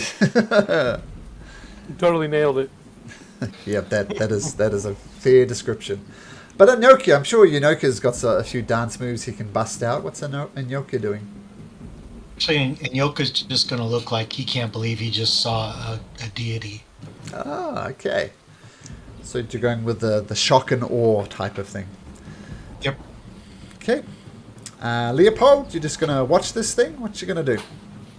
Well, I'm invisible for an hour, so I'm gonna go over here and just take off my costume and put it in my backpack and hide it as best I can. All that kind of stuff. And I'm gonna stay away from the whole party because I wasn't there for it. I've left, and I have a costume I don't want anyone seeing. Okay, so just watching the festivities. Yep. I mean, you can tell by their vigor this party is going to go on all night, maybe for a day, maybe for 2 days. When the religious see literally what they think is their own deity, that's a cause for an extended celebration. Right. So you guys But can I'll stay burn as the long as... costume. I'll burn the costume over here so it's burnt and gone. Sure. It's like Go on. Fleet Week here in Portland, guys. Started this week. I saw a destroyer coming in today as I was going across the bridge. Well, perhaps we say our goodbyes to the king and well, maybe stay in the protection of the village until morning, but say our goodbyes and I don't know, maybe he'll reward us for our great efforts. You're rewarded with a ring of jumping and Nolzur's marvelous pigments. Excellent. Looks like we don't need the frog leg recipes after all, guys. Yeah.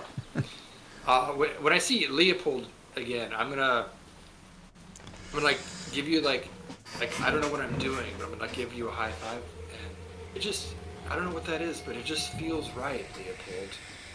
You did a good job.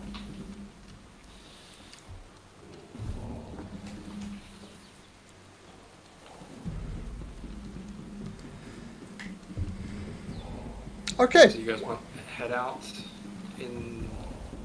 or try to get some rest with all the partying going on and head out in the morning? Yes. Yep. I like Yes. Let's do that. Yep. Okay, so you get your rest in as best you can as these people continue to party and party and party. But eventually you try and say your goodbyes, but the king is still in raptures. Everything is going good. And you leave Dung Grung Lung, fooling an entire populace that their god appeared. And then you reappear back in Omu. What would you like to do? Do we get a long rest because we stayed the night? Yes. Cool. I need those spell slots back. Oh yeah, assume your spell slot's back here, that's fine. I think we're going to check out this temple. Okay. Let me get my notes organized. And you can absolutely check out the temple.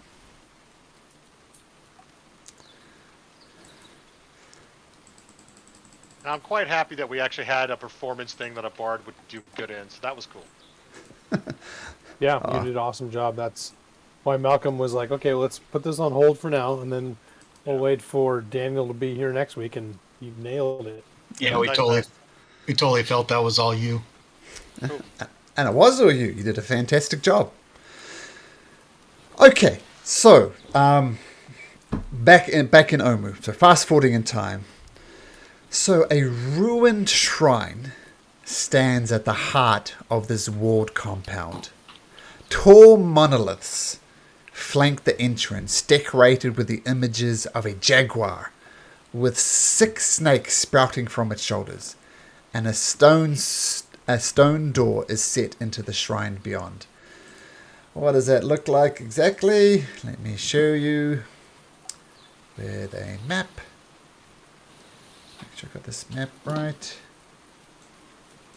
Yeah, there we go.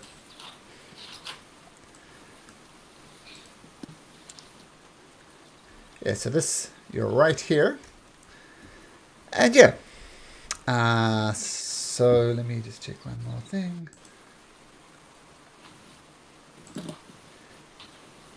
Yeah, so, yeah, what do you do? That's what you see.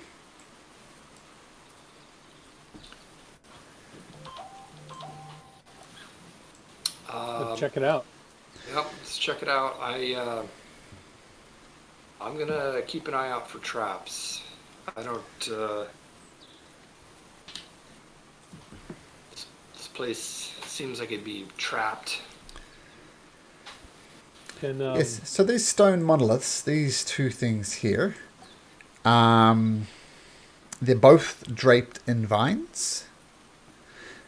And you have a rock. You have a quick look at these things, and there's something written on them, but it's in a language you don't understand. I tell the group there's carvings on the side of these tall things, but Rock don't understand. You, K2, perhaps you can read. Yeah, I'm gonna have to remember to prepare this spell, but I can ritually cast it. And it might be good use, so we know who whose temple this is, and might give us some clues. So, if you're okay with it, I will take 10 minutes to cast this. Okay, so you sit down for 10 minutes, go through your rituals, and cast Comprehend Languages. Focus. The words on the monolith start twisting, getting weird and weird, and you understand what it says. You're not sure what the language is, but you do understand it. And what it says is that.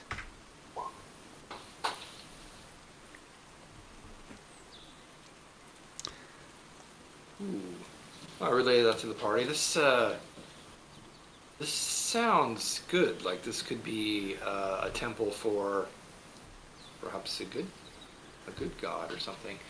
I ask Nyoka and Salida, do you know Shagambi? Do you know who that is? You can make me a history check or a religion check. It should have been a religion check. Just a second.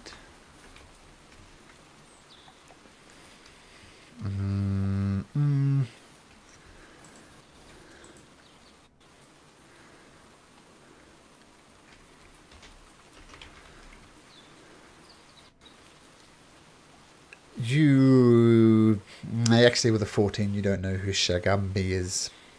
Doesn't ring a bell. Neither does it do with Salida. No idea. Okay. Salida will point out, though, that, well, if you remember the legend of when the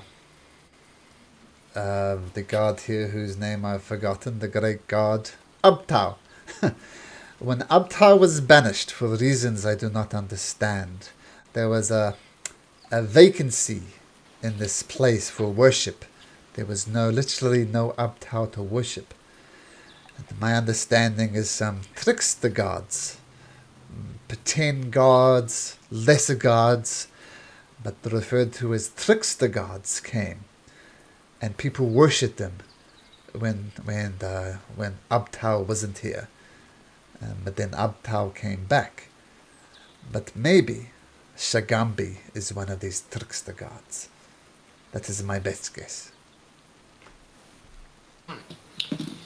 That could be, but why? But oh, I guess it could be a trick then. That Shagambi teaches us to fight evil with honor.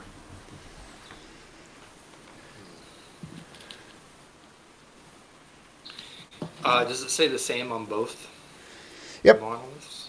it does.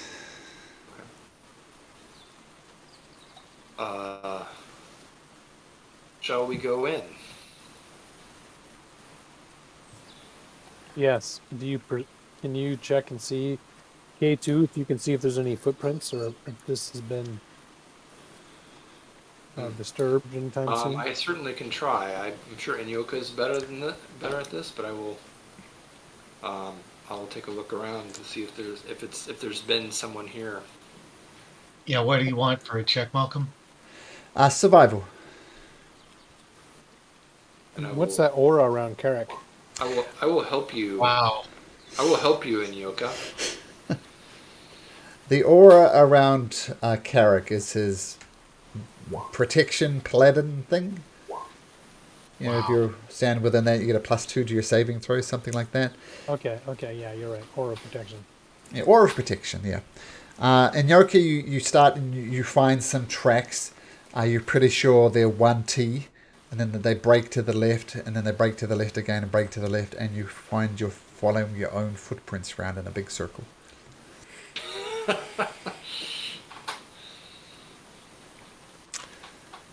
little nod to Winnie the Pooh there. Oh, nice. A2 did get a 13. Oh, K2. K2. Actually, you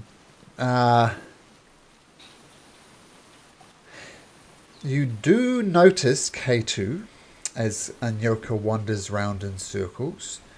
There are humanoid footprints here. You notice that they're kind of doing what you're doing. There's lots of humanoid footprints before you got here. With a 13, you're not entirely sure if they went in or not. Because, in here is stone. It's a lot harder to track people on stone, but in the relatively soft dirt out here, you do see it. So there's footprints here. They're wandering around like you did. You're not sure whether they went inside of this place or not. Okay. Well, someone was definitely here, but I don't know if they were inside. So let's check it out. We didn't come all this way to skip interesting locations. I mean, this one's got a map, right? Must be interesting. I guess I will go in. And Yoka, you go in, and nothing bad happens. But what you do see, you go down steps 15 feet, so this is a sunken type of temple. And these stairs descend into a moss-covered room. 4 statues of Omuan warriors stand in alcoves to either side, overlooking a barred gladiatorial pit in the floor. Each statue looks like it was meant to hold a spear, but its weapon is missing. On the far side of the chamber, a stone pedestal stands conspicuously bare. A relief on the wall behind it shows a monstrous jaguar with 6 snakes protruding from its shoulders, fighting off a squat, frog-like humanoid armed with a spear. To the left of the relief is a narrow tunnel with stairs leading down. And it looks like there's tunnels down in the pit as well. All right. Yeah, you see, there's an entrance to the gladiatorial pit there and here. Okay. And as I said, it's set deep down into the floor, 15 feet, I think, something like that. And there's stairs descending over here as well. And as you enter K2, you do notice some other writing. And I noticed your thing goes up with 10 minutes. So this will be well within your range. It's actually an hour. Oh, it's an hour. Oh, even better. Yeah. So you notice written along this far wall here. Put a little break there. This. Okay.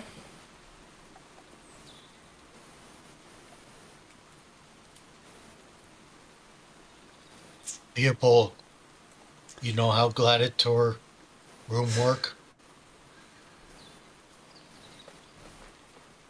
Paid a lot of attention to the fighting. I was more interested in all the stuff I was doing, so kinda, maybe?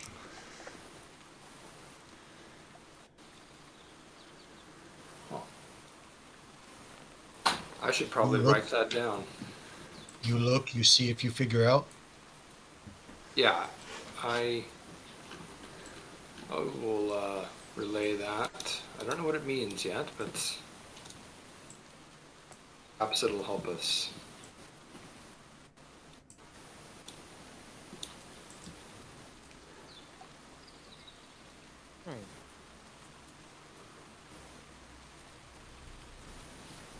Okay, so what do you want me to do?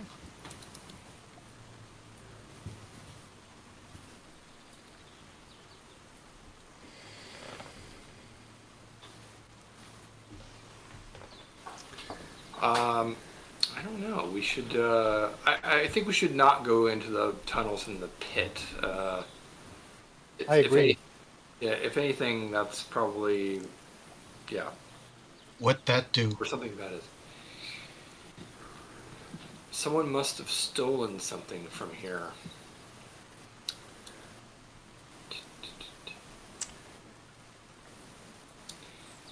Or you say, Grung takes spear. Yes, that's interesting. Maybe they did come here and kind of mirrors the prophecy that's written on the wall. Does it look like the spears were? Well, are the statues are made out of stone? I'm assuming. Did it look like the spears? Like if I examine it, does it look like they were actually wood, or just like little wood remnants in where the hands are, or were they also made out of stone? Yeah, sure. I understand. Make an investigation check. I don't know if that's even relevant or not. Ooh, 24. Damn. You do not detect any wood fragments, so you suspect that the stone statues were holding stone spears. That would make sense. Okay. You do notice it's kind of odd though. Like, if the spear is, when you make a statue, it's basically, one big lump of stone. You don't Yeah. make a separate spear and put it in the hand. Once you've finished it, you craft the spear at the same time. Nevertheless, the spears are missing. Well, with my 24, does it look like that? Does it look like I would, if it was a stone spear there, it would probably be broken somewhere. Does it look like it was just made that way without a spear? Hard to say. Oh, okay, all right. I was A just stolen thinking spear and a statue made without a spear would kind of present the same way. that's kind of what I was thinking. So okay, all right.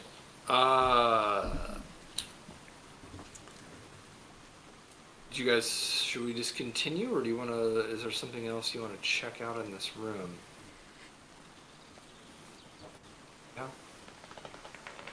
Oh, we go down, not know what pedestal do. No touch. I'm good with that. No run from a giant boulder. All right, I'm gonna cautiously go down the stairs. Okay, so you go down the stairs, K2. There's cobwebs here. They're in your way. I'm gonna break out a torch. It's like I never use a torch, but this seems like a good use for one. And I'm gonna burn away the cobwebs. They go up in a very satisfactory sizzle. Excellent. There's cobwebs, but I don't see any spiders, so it might be okay. A few smallish spiders skitter away, but nothing that causes you any concern whatsoever. Just tiny little spiders. And there's more images on the side of the wall of the jaguar with the snakes coming from its back. Okay. I'm gonna, just for giggles, I'm gonna search for secret doors or other things down as I'm going down this hallway. So let me just make one setting to this map so we have the fog of war thingamajig on. So, yeah. Feel free to wander back and forth just so you get the full picture. I should have had that on from the start. So what, you're looking for traps or something, K2? Secret doors, sorry. Secret doors. Okay, make me a perception check.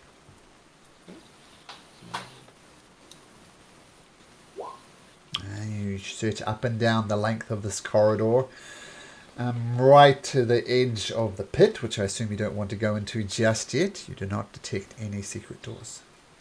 Okay. Yeah, I'll let the guys know, guys and gals. Well, this wraps around into the pit. Yeah, so as you descend, you have a direct look into the pit. There's a portcullis here on the other side, but this one is completely open. Malcolm, did I miss? Is there a description for what these are? More pictures of leopards with snakes on their back. Just similar iconography as the main room. How deep was that pit from the top? 20 feet deep. So you've descended 20 feet. So Rock, you're 20 feet above the base of the pit, standing there. I'm gonna call out. Are the rest of you guys coming? I don't even see the. Yeah. You're straggling. I don't mind leading, but I don't want to be out 30 feet in front of you guys. All right, I'm gonna go into the pit. Okay. I'll follow you. Boom! As soon as you enter that pit, everybody pause there. As you enter the pit, you feel a pressure plate, as if the entire plate was pressurized, and this portcullis opens up, and you stop for a second, and you hear boom, boom, boom, boom, heavy footsteps coming from here.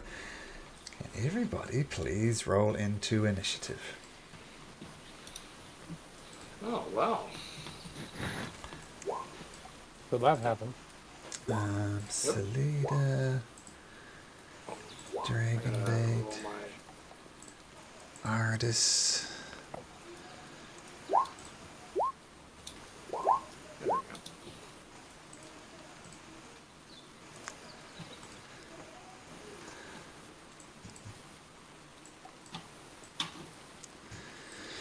there we go. Okay. Sorry, things are going slow on my end. Sorry. That's right. Boom.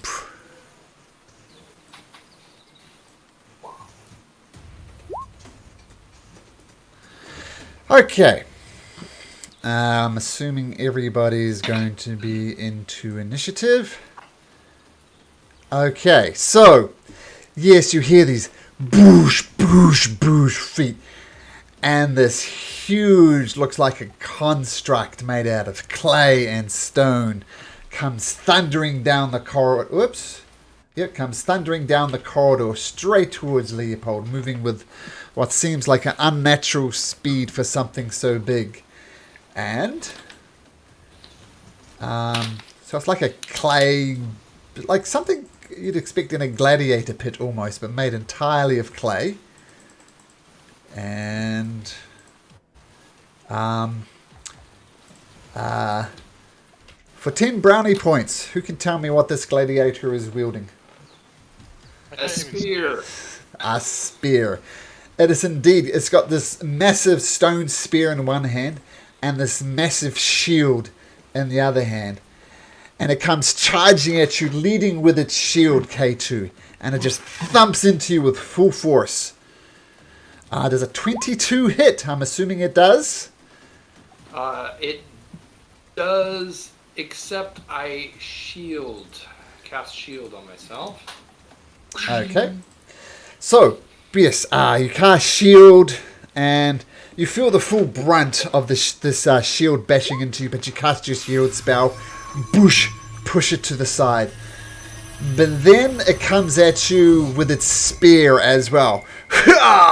Rolls a natural 1. I'll give myself a wah-wah for that. Then attacks again with the spear. This time rolling a 26. Does a 26 hit?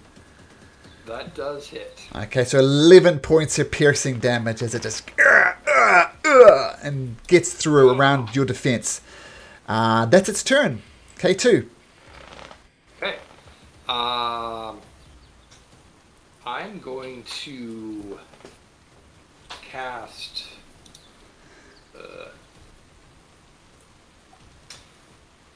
Booming Blade on this and attack with my longsword. Okay, roll to hit. Booming Blade. Oh, that'll There we hit. go. Hey. Alright, so it's 7. I gotta learn how to read this. 7, and then the if it moves, I want to say it's 12. I don't know what the extra 4 and 8 is. I'm going to say it takes 7 plus 12 now, so 19 points of damage. And if it moves, it takes another 12.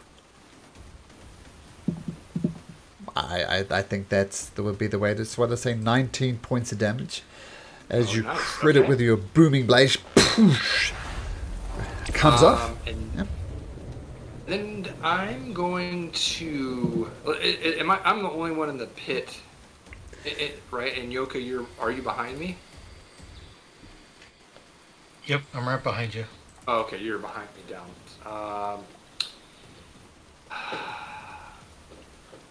I'm going to. My bonus action is going to be to use my Fey Touch to Misty Step. Boop.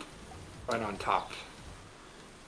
It's to a point you can see, right? Yeah, I think that's fair. Yep, you Misty Step and boosh, boop. And yeah. Okay, and that'll be it. Yeah. Actually, it's probably Make sure you're okay, Nyoka. Yeah. That Misty Step is fine. Yep. It's K2 boomps out of it. Leopold, you hear the sound of combat coming from up ahead. What do you do? I'm gonna go in here, I guess. So it's down. If I go this way, I'm down in there with it. Yes, you're in the pit now. Yep. Okay. And then I'm gonna go. Ooh, what is this? I don't like this. And I'm going to attack twice with my club. Go bam, bam. Miss both times. You do miss both times. Swing and a miss, and a swing and a miss. Swoosh, Then swoosh. I will use one of my jumps, and I'll jump past Inyoka, and then move 5 more back that way. Okay, That's it. nice. And that's your Harangon leap, right? So no attacks of opportunity? Yeah, Yeah, that's okay. my bonus action. Yep. I'm going to say you don't actually miss, but you hit it both times with the like dong, dong, but don't pierce it. Let me just check something about... Yeah, just bounces off it. Then these things are not hard to hit, but to get through, it's a lot harder. Rock from up above. I'm going to use my new sorcerer powers and cast Firebolt and do 2 of those. with Okay, My 2 attacks. okay, sure. Is that a roll to hit? The first one Yes, it explodes just to the left of him. Just psh, the second one does hit though, so roll damage for the second one. 13, nice. So you twin that spell, is that right? No, I have 2 attacks. So, as a paladin, don't I have 2 attacks? I don't think you have 2 spell attacks though. You have 2 melee attacks. Okay, then my bad. Then that misses. Oh, okay. Yeah, I think that doesn't make sense. You get 2 spell attacks. It's pretty. Look it up, but I'm pretty sure you get 2 I will. melee attacks. But double I'll check look it that. But I think that's how it works. And you stay there, Ruck. No, I'm blocking the area, so I come to the corner here. Okay. Let me just check these movements.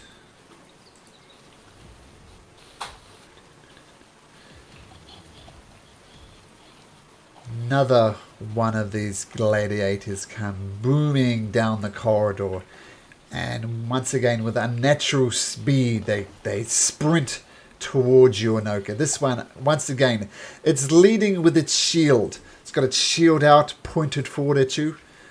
Let me just... Yep, so it comes at you with its shield, getting ready to hopefully knock you off your feet. Let's see how it works out. So it comes at you first with its shield, trying to do a shield bash.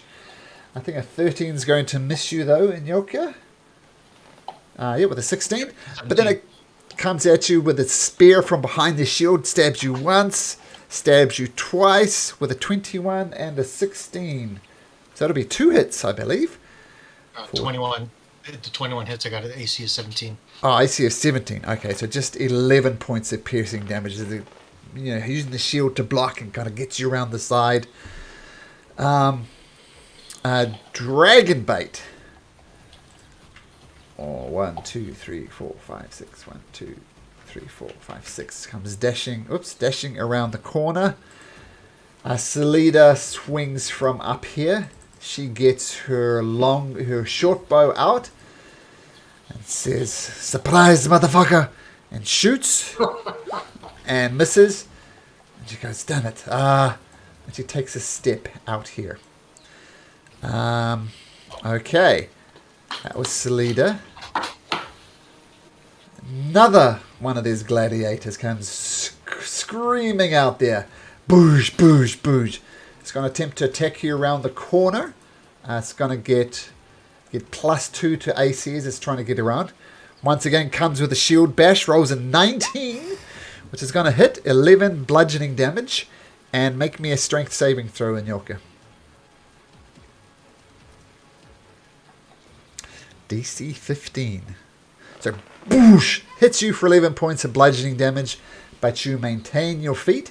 Then attacks you twice with its spear.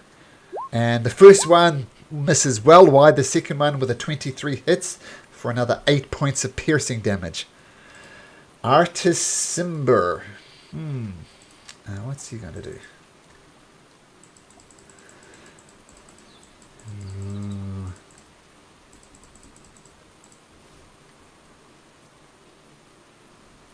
He's going to take a shot with his longbow at the creature, the one right in the middle. Takes careful aim. Come on, roll 20. There we go. Takes a shot with his longbow, and it hits. His arrow flies across and thucks into the center gladiator for 7 piercing damage. Inyoka. Well, first you know trust in Yoka with joke. Now you leave in Yoka in gladiator pit. Screw you. So I'm going to attack once. Hit. Yep, that's a miss. And that's a miss. Just bounces off its thick clay armor. Oh, that'll hit though. As you give him a good smash to the face for 9 points of damage. Okay, got it. That's it. Okay, cool. Carrick. Guys, okay, perfect. I was thinking that rock was in front of me. I'm going to come over to here and try to swing at that creature.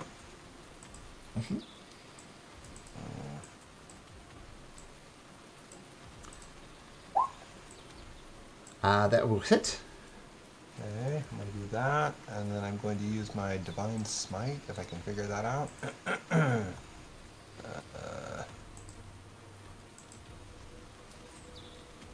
Divine.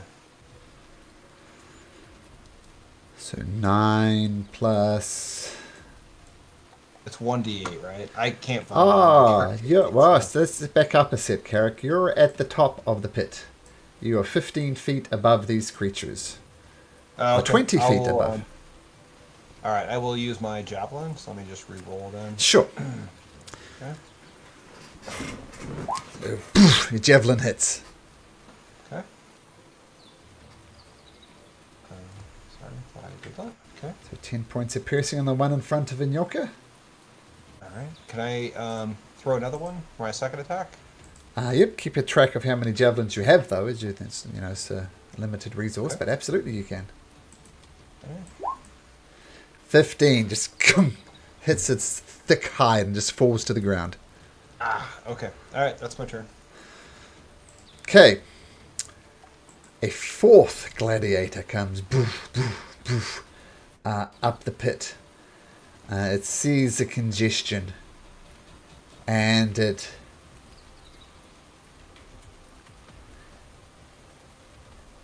uses its climb speed. I think it has a climb speed, yes, to scale the side of the thing, push itself out between the bars and come right up next to K2. But it would take its dash action to get there. So that will be its turn. And then we come back to the clay gladiator here. It's going to do the same thing. It's going to do its climb speed to get up here. This one is close enough to attack K2. And it's going to come out leading with it. It takes a momentarily step back. Comes in with a shield bash. What was a 22? My shield's still up, right? So Yes, it is. Yep, so that it would be a miss. I have a Okay. 24. Okay, so shield protects you once again. comes at you with its spear reaching around from the back of the shield. And both of those would have hit, but your shield is here. Blocking all rolls. Leopold. Alright, Leopold's gonna look into there. And where are all these guys? The two in the square in the pit, these two are at the bottom. And there's two more at the top here. So two in the You have pit. a lot of new spell effects. Holy crap. Oh, yeah, neat, huh? Alright, well, I'm gonna throw a 40-foot cube out there Uh-huh. and cast the spell Slow on and target all the monsters. I can hit up to 6 creatures in a 40-foot cube, so I think I can get them all. You can. Yep. Nice. Okay, so what do they need to roll? Wisdom save 14. Wisdom save 14. So we'll do the two at the And- bottom first. Yep. For good measures, if one of them passes, I will do a reaction for silvery bards to make one of them have to reroll. Okay, so let's start with the one. So wisdom 14. The first one. Oops, did I click right? First one passes. Do you want me to re-roll? It's an 18. Okay, second roll, a 17. So I think it. So never mind. Pass. And you're gonna give an advantage to yourself. In yoga. And Yoka. Okay. Next one. Rolls a natural 1. I get a wow for that. So we'll say this one here is slowed. And the two at the top, wisdom saving throw. Fail. What was the DC again? 14. Okay, one of them fails. This one gets an exactly a 14. So yeah, so one at the top slows down. Does it get another reaction at the end of its turn? Another save? No, it's just slowed now, I think. Hold on. It gets a -2 to AC and dexterity. Can't make more than 1 melee range attack.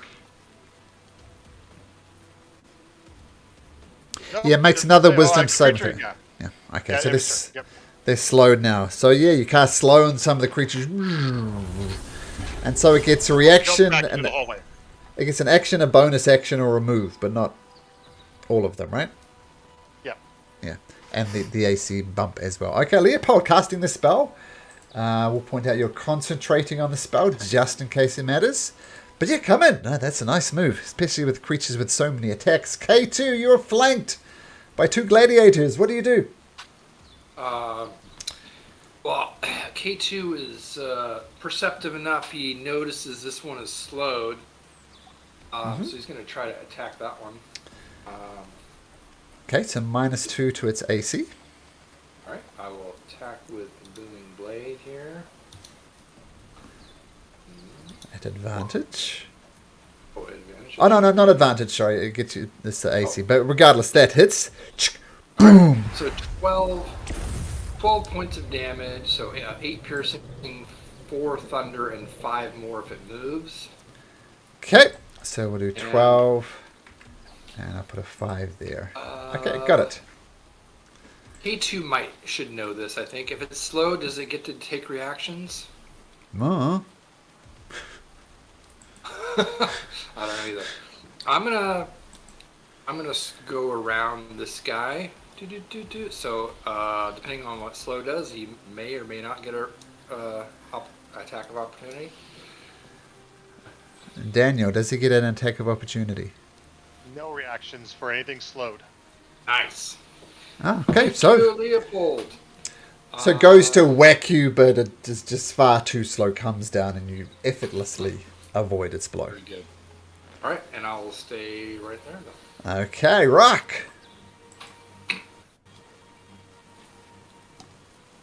Okay, so can I get by K2 there, or do I have? You can. Yep. Okay, so I'll just go there, and I will attack this clay gladiator. Okay.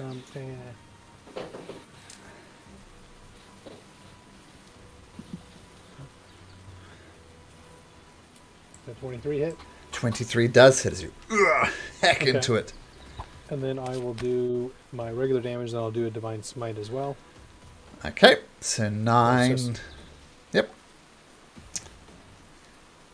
And your Divine Smite on top of that. So 19 points of damage on this creature. Okay, and then I do my second attack Yep. with my longsword. Ooh, wah, wah.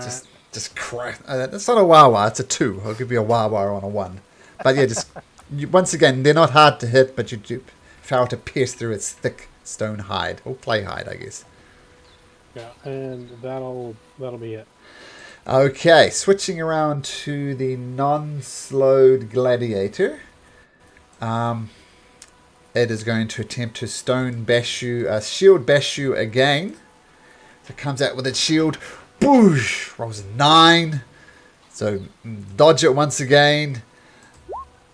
But then, in the act of dodging it, kind of feigns you, and it comes, and just as you're dodging, it comes with one of the spears, hits with a 19 for 11 points of damage. But then you're savvy to what he's doing, and you dodge the second one with a 15. So net effect, 11 points of damage. Salida slides. Did I click that? There we go. Salida moves in. She sees the gladiator, and she shoots with her short bow. Let's try it again. Surprise, motherfucker! And she misses. Oh, shit! She says, and she just ducks out, thinking, yeah, why not? It's a place of safety. Dragon bait comes screaming around the corner. 1, 2, 3, 4. What smell does he emit? Let's have a look. That is a good question. Come here, Mr. Dragonbait. So he smells of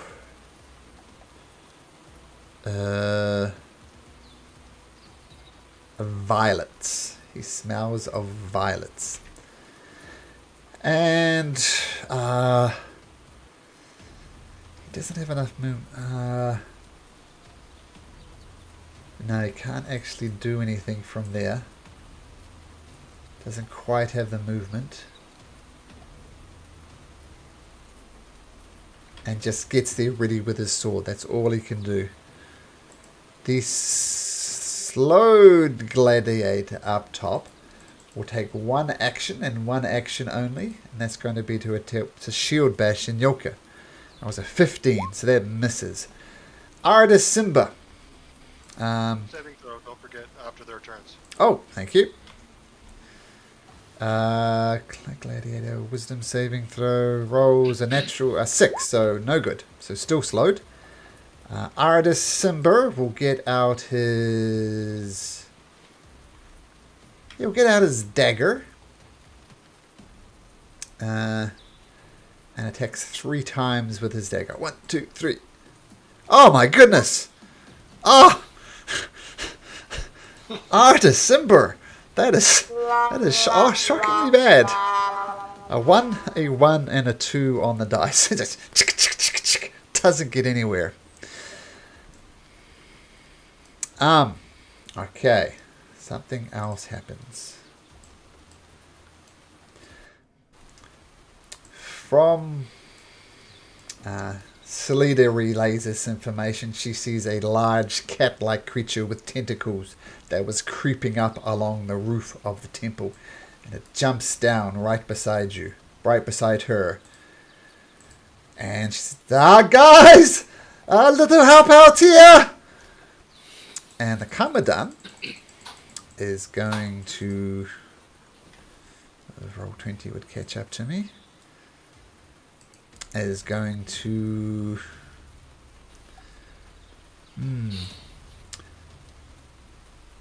So let's see what its stealth was first. Oh, far too good for Salida, so these will be at advantage. I'm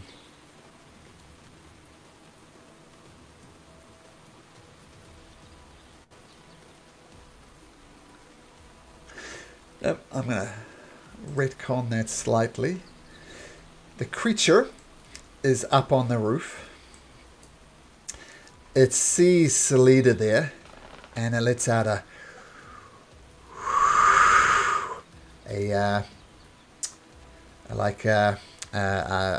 strange greenish gas come out of here. And Salida needs to make a Constitution saving throw, DC 12. And she goes, oh my head, it feels groggy. What is that? Ah, there's a leopard snake thing up here that tried to put me to sleep. But I survived it. I'm strong. I'm invincible. I am woman. Hear me roar. And then another Kamadan appears and does the same thing. From above, from on top of the tent, it leans over, breathes out. She needs to make another Constitution saving throw. Ah, I am woman. I am invincible. And she resists the effects of it. And that's their turn. And Yoka.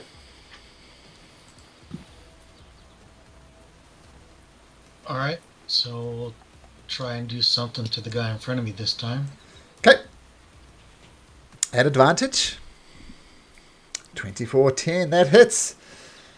The Aquila hacks into it. 10 points of damage. And hacks in again. Total of 22 points of damage. Oops.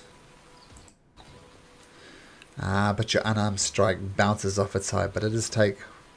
22 points of damage as you hack into it, your Aquila. I think that's how you say it.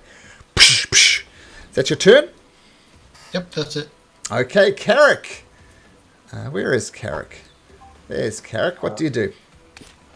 Is the gladiator here now at my level? These two up the top are at your level. Okay. So can I squeeze by Inyoka to get over? Yeah, Nyoka's underneath you. So, absolutely. Oh, okay. He's down in the tunnel beneath you. All right. So I'm going to swing at this one here then. Yep, the slowed one, sure. Okay. So, -2 to its AC. That's absolutely a hit. All right. Let's do that. And then I still can't figure out my divine smite, but I think it's a 1d8, so I'll just roll that. It's a 2d8. Okay. And then I will swing again. It's 2d8. Roll another d8. Oh, 2d8. Thank you. Yep. Yeah. That's another Okay. 8 points of damage. All right. Got it. I will swing my longsword again. Now just swing and a miss. Just whoosh, goes wide. That's my turn. Okay. So the gladiator that... Oh, no. So now we're going over to the non-slowed one. It's going to switch its attention to Rock. And getting tired of being shielded. So it brings a shield at you, Rock, and charges forward. Rolls a 21. Yes. So that hits you for 10 points of damage, Rock. And make me a strength saving throw. Okay. DC 15. Can't knock you guys down, Pro. You still take the damage, but you push off. Comes at you with its spear. Attacks once. Attacks twice. And both of them you dodge easily. They go well wide. Okay, now the slowed gladiator. He is going to take a shield bash on Karak as his only action. Boomp. And rolls an 11. That's miss. He's going to make a wisdom saving throw to no longer be slowed. And he rolls a natural 1. So no good. Still slowed. Okay, Leopold.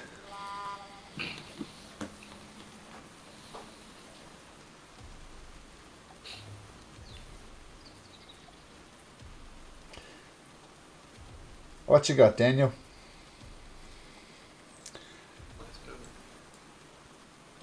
I can't hear you if you're talking.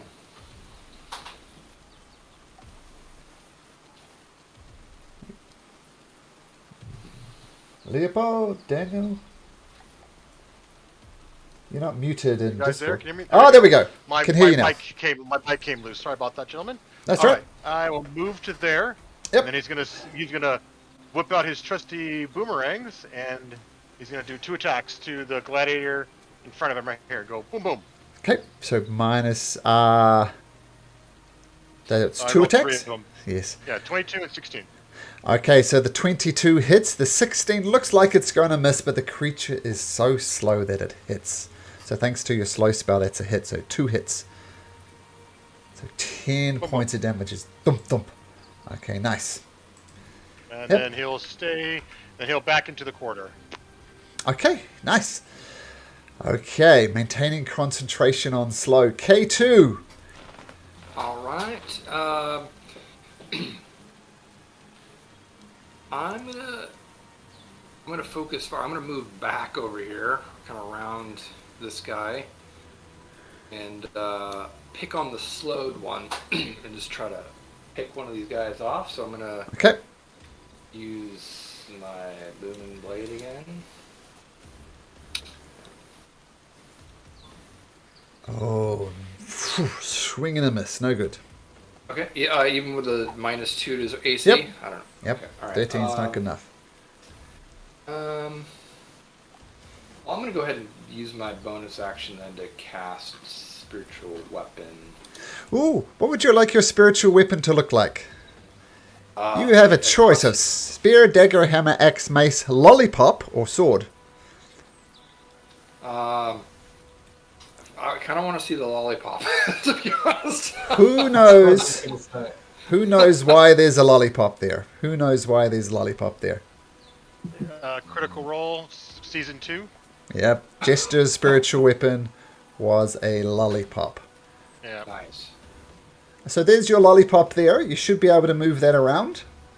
All right. Let me cast this here. All right. Oh, nice. That's cool. It's pretty cool, huh? Looks like I can't move it. Can't Uh, select let me make sure. And set up in... controlled. Nah, I didn't quite set it up right. Should be able to move it now. it. All right. There we go. I'll put it right there. So I don't know if a 14 hits. Even slow to 14 misses, unfortunately. Dang it. Okay. All right. That'll be it then. Sword, axe, hammer goes with lollipop. Excellent. Yep. Rock. Oh, that's your bonus action. Oh, and you attacked. Yeah, so, okay, cool. Rock. So, is there a possibility I can move? Well, I can't move around him without getting an opportunity attack on me. Is that correct? Oh, it depends how you move. Well, what I want to do is move over here to right here where I'm still kitty corner from him. But I'm trying to drop a breath weapon on the 2 guys in the pit. What's the range of your breath weapon? Because they're 20 feet down. Oh, okay. Well, then that negates everything. It's only 15 feet. So Yep. I'll stay there. I'll stay there and attack him with my longsword. Sure. And that wouldn't have attacked an attack of opportunity, just out of interest. But yes, attack him with your longsword. This is a non-slowed one. An 18 will hit. Okay. Then I will roll damage, and then I will do a... Unless an 8 kills him, I will do a Divine Smite. 8 definitely does not kill him. 8 damage. Oh, that's Another terrible. Divine Smite for another 7 points of damage on top of that. Got And it. I attack him with my longsword again. Okay. That also hits. Hacks into him. Another 8 points of damage. And that's it. Okay, cool. 2 nice solid hits on the gladiator. Okay, now for the one down below again. For the umpteenth time, is going to try and knock somebody down as it bashes Inyoku with his shield. What was it? 14 misses. Retaliates with 2 hits. One of them hits you with a dirty 20 Inyoku for 12 points of damage. It sticks it into you and is getting ready to go again. You notice these guys are just mindlessly attacking you. There's no emotion showed of them whatsoever. Selene looks around and says, oh shit. And she's going to rush in here. 2, 3, 4, 5, 6. She's, I'm going to say, since these are so big, well, what is their reach? Their reach is good enough. They're going to Yeah, do 2 snake attacks. Oh, sorry, Jimmy, I'll get to you in just a second as we deal with this. And ugh.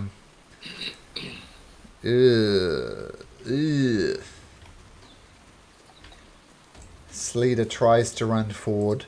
You see snakes come out of sight. And she falls to the ground. Ouch. So who did I skip? Sorry, I skipped Inyoka. Did I skip Inyoka? I thought I was right underneath him in the order, but now I had a 6 the whole time. You're right So maybe underneath I who? just-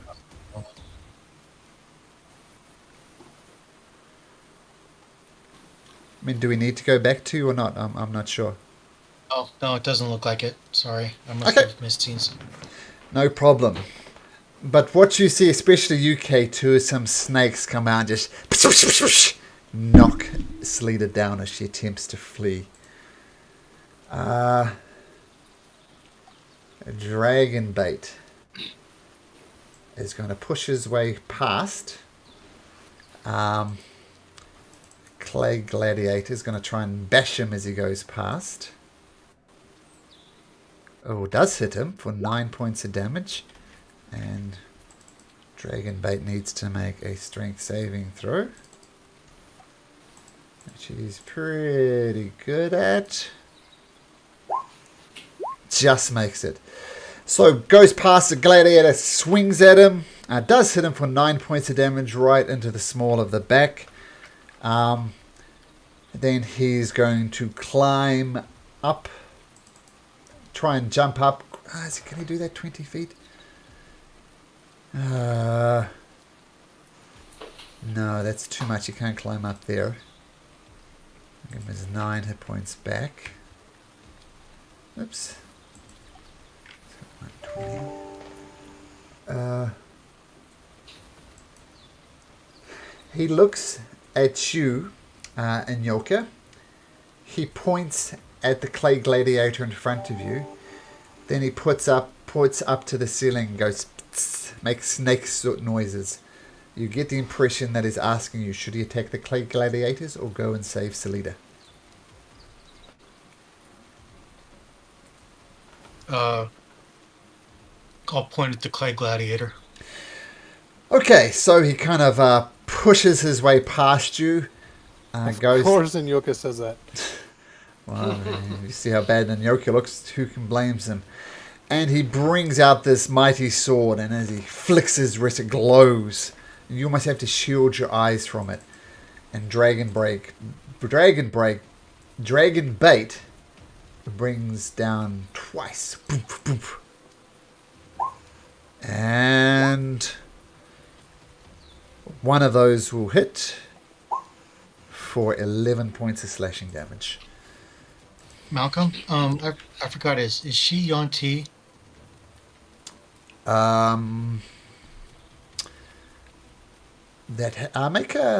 Make a nature check at advantage. She hasn't actually said that. At advantage, because you are 1T. Yeah, you think she is 1T, though you get the impression she tries to hide it. Well, the only reason why I'm saying that is if she's been attacked with any poison damage, she should be immune.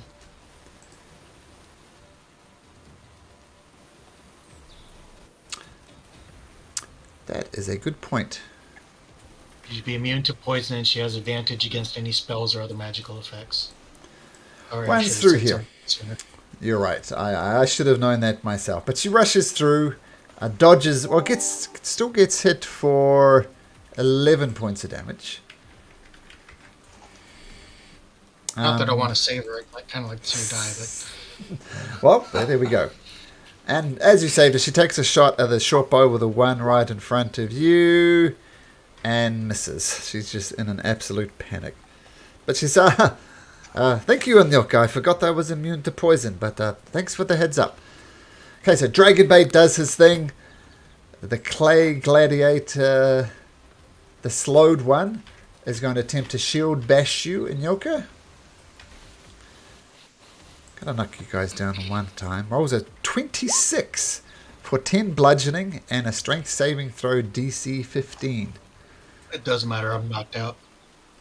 Oh, okay. So falls to the ground. I guess in a sense that is a knockdown. That was a slow gladiator. He's going to make a wisdom saving throw. Still fail. Still slowed. Artis Simber is looking embarrassed. He's going to attack with his dagger 3 more times. 1, 2, 3. Only hits once. But still does 6 points of piercing damage.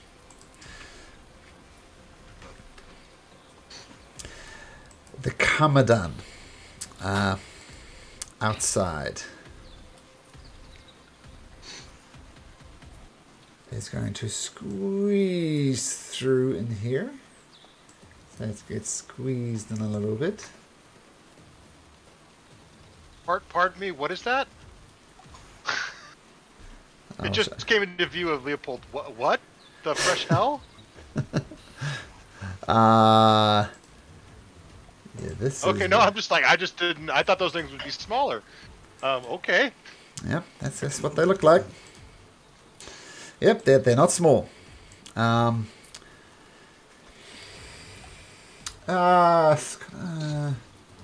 gonna come over here next to Salida. Kind of holding on. Actually, I'll give him make an athletics check to make sure it doesn't slip and put a foot down into the gap there. So we'll give it a dexterity check. No problem.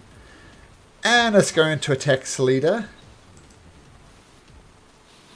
I can't do that again. It's going to try and bite Salida. Successfully bites Salida. Going to try and claw Salida. Successfully claws Salida. So giving up with a snake attack damage, she still takes 18 points of damage, and she is looking rough. The other Kamadan comes into the room. Surveys the situation and is going to take the dodge action. It's a bit too complicated in here for it. So it takes the dodge action.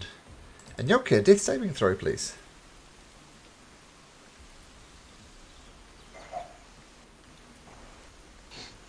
One success. Carrick.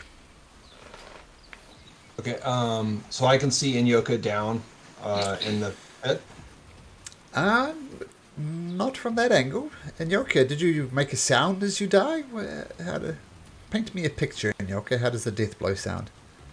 Well, since he bashed me with the shield, I'm sure that would make a pretty good thud, and I'm sure my body would make a pretty good thud and probably let out a grunt. Yeah, so cracking of bones and a splat on the ground. Make me a perception check, Carrick. All right. Perception. Oh, Nope. If it helps, nope. Lots of commotion going on. I don't know. Eric forgot, but I feel like K2, if he can see it, would say, Inyoka's down.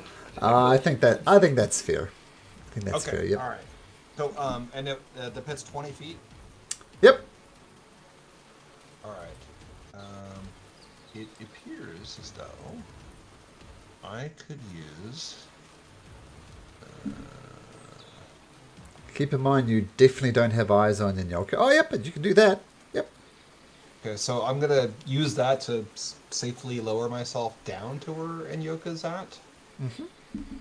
Okay, so whatever, I'll put myself there, but I'm like basically just right underneath this guy. Well, that guy's down in the pit. These Okay, so two I are can't down in occupy the that pit. space. But you can effectively This be one's underneath where the Kamadan is. You could go there. So in other words, right there. You're Alright, underneath I'll the be Kamadan. there. And that will put you in range. Okay, perfect. So then I'll use my lay on hands then. Okay. As my action. How And, much? Let's see. Where's that at? That is under my. I'm gonna expend 25 of my hit points. Okay. In your Nokia. Whole bunch of life flows back into you.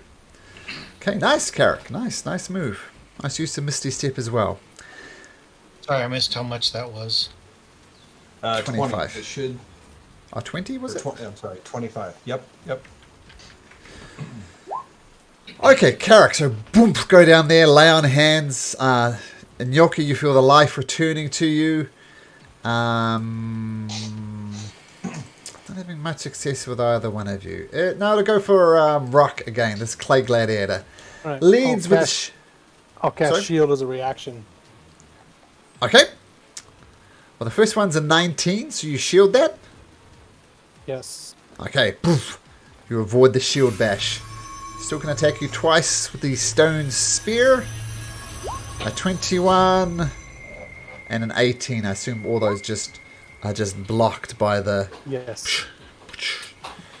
Okay, great. Nice one. Okay, back to the top of the order.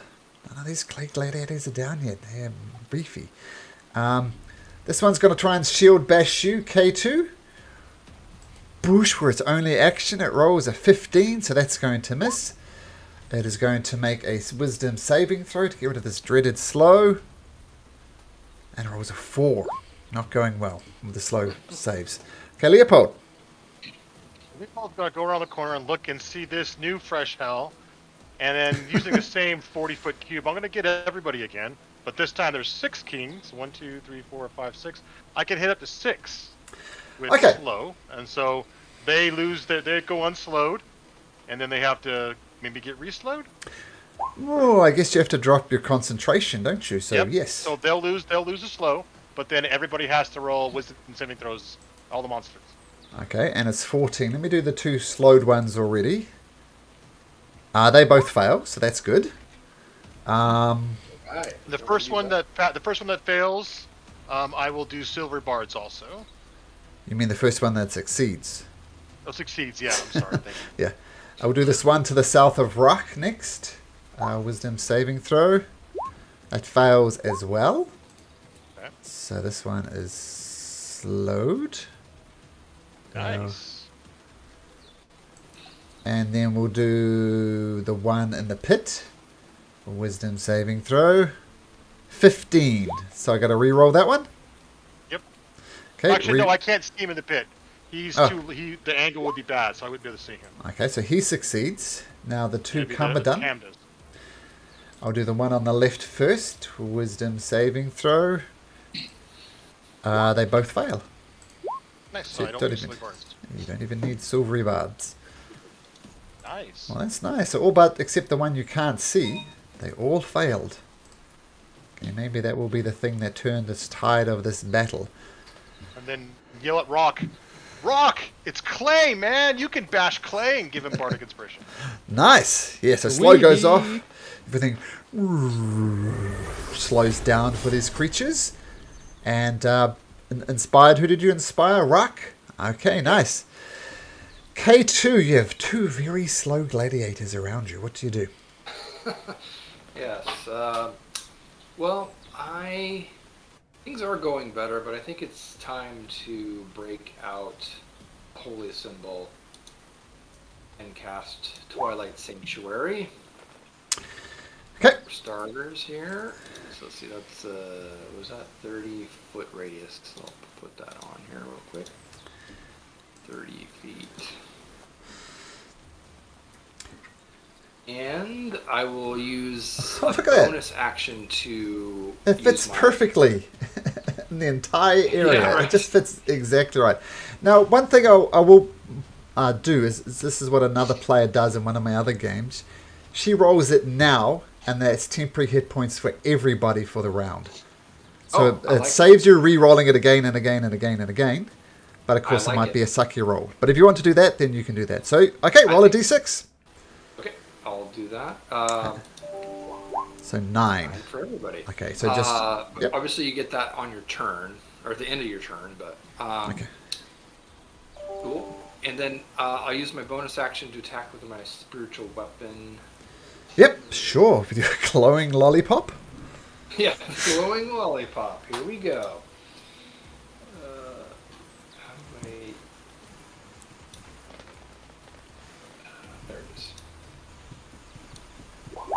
Oh, that absolutely hits. Explain to me how a lollipop hits a clay gladiator. I'm interested.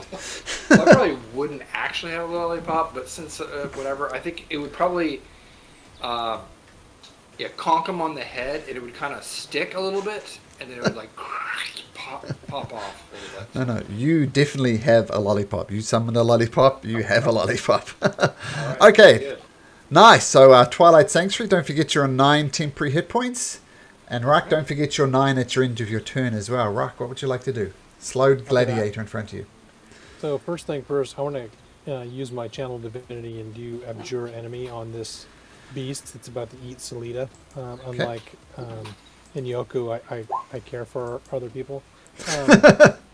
So they need to make a wisdom saving throw, DC 14. Okay, they have a +2 to this. Dang it. And they roll a 9. So they are abjured. Okay. I So, was frightened. yeah, so don't do anything to that thing right there until we kill everything else. Okay, so you cast it and the creature kind of cowers and like a cat, right? It kind of rolls back into a ball almost and just shakes here and shakes a little bit in the corner. And you did it to this one or the creatures up here? I did it to the creature right about to eat Salida. Okay, thank you. Okay, so this one is both slowed and frightened. Actually, I should put the frightened condition on. And Yep. then I'm going to attack this clay gladiator in front of me with my longsword. Okay, so okay. Bardic for attack or for damage. I'll do bardic on damage, so I'll also do this, and then I'll do divine smite.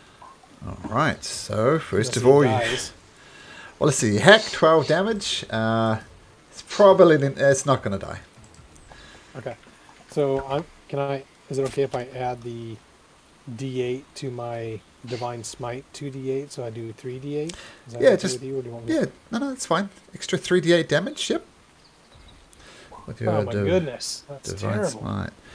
Still, another 9 points of damage as your sword erupts in holy energy and boosh comes Thanks down for on the this bardic, creature. though, Leopold did do something.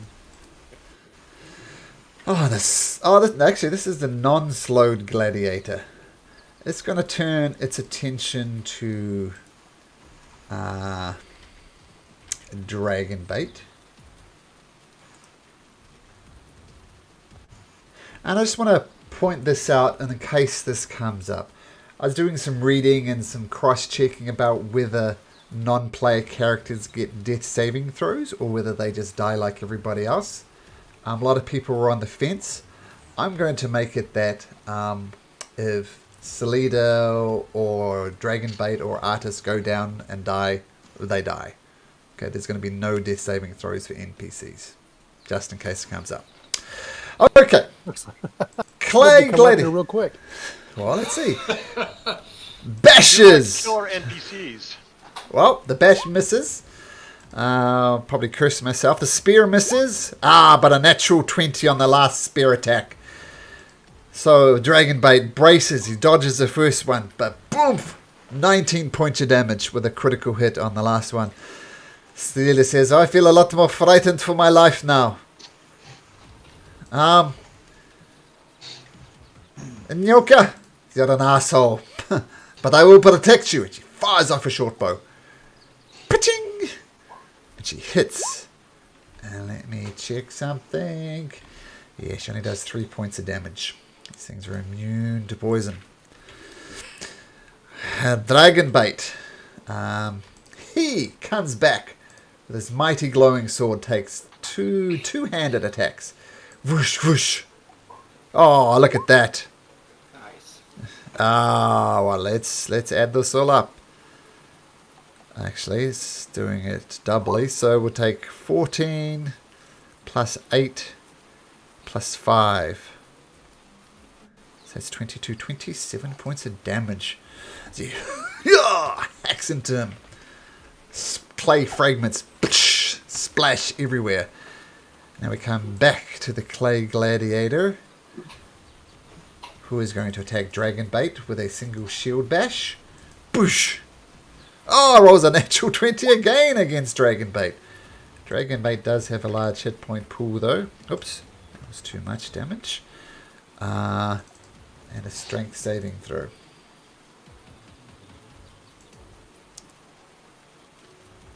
Come on, Dragonbait. Oh, man.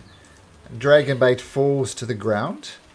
Clay Gladiator, though, he needs to make a wisdom saving throw. And he is unslowed. Finally. But that happens at the end of his turn. Okay, Artis Simber. Going to come back with 3 attacks with his magical dagger. 1, 2, 3. 2 of those will hit. So 6, 13 points of damage to this Clay Gladiator, who's starting to look a little bashed up. Oh, damn it. Okay, this Karmadana is going to cower in a corner. This one. See if it gets unslowed at the end of its turn. Does not.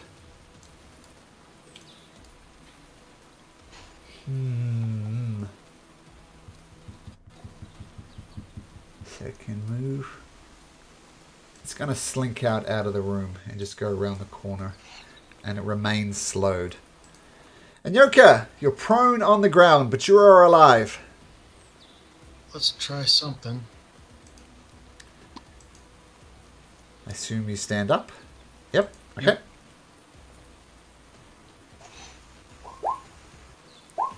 Shush, shush, miss. And the quiet prayer to Jesus does not help. But Uptow comes through though. You punch the Clay Gladiator in front of you for 6 points of bludgeoning damage. That's your turn. Okay, Carrick. All right, I'm going to try to use my Channel Divinity and my Abjure Enemy on this Gladiator. Okay. So, if that's what I do. Oh, it rolls a 3. So same thing, Yes! right? It's frightened. Yep. Oh, actually. Uh-oh. Does not work. It's immune to the frightened condition. Ah, man. Yeah. Okay. That's my turn. But it is technically frightened, right? Oh, so it... okay, I thought... Yeah. It, No. While failed fail to save, the the creature is creature's frightened for frightened. one. It's Yep. immune to the frightened condition. So Okay. it doesn't work. So that was your action. Any bonus actions, Carrick? Nope, I'm going to stay there. Okay. The Clay Gladiator will attempt to shield bash K2 for its 1 action. It rolls 19.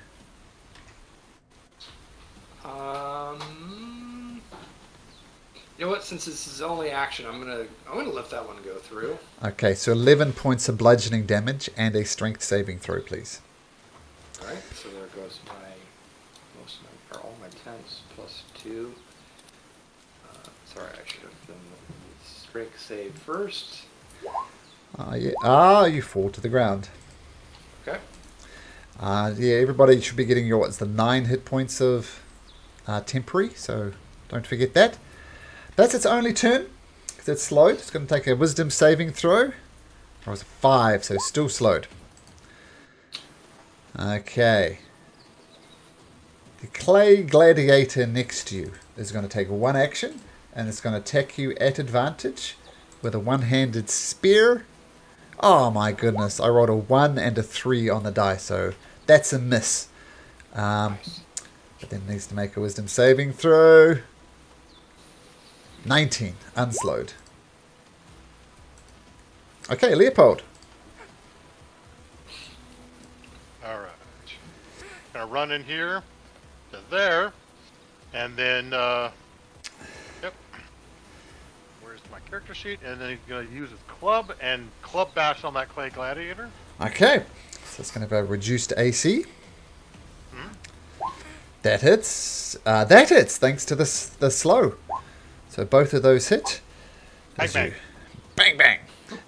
12 points of damage. There. This one's looking pretty rough as well as you unload on it. Way to go, Move back. Club and Leopold. Yeah, let's do it.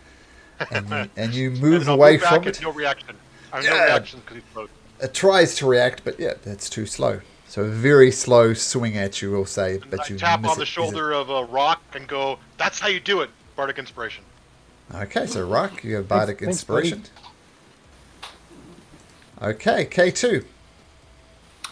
Okay. Well, I'm going to focus on the. Well, actually, does this one look rougher than this one? About the same. The same. Well, I'm going to pick on the slowed one. So I'm going to move this here. So bonus action, spiritual weapon. Misses, even while Miss. it's slowed. All right, and then I will action attack with booming blade. Booming blade. Oh my goodness. Boo! Not your best round. Boo! Boo!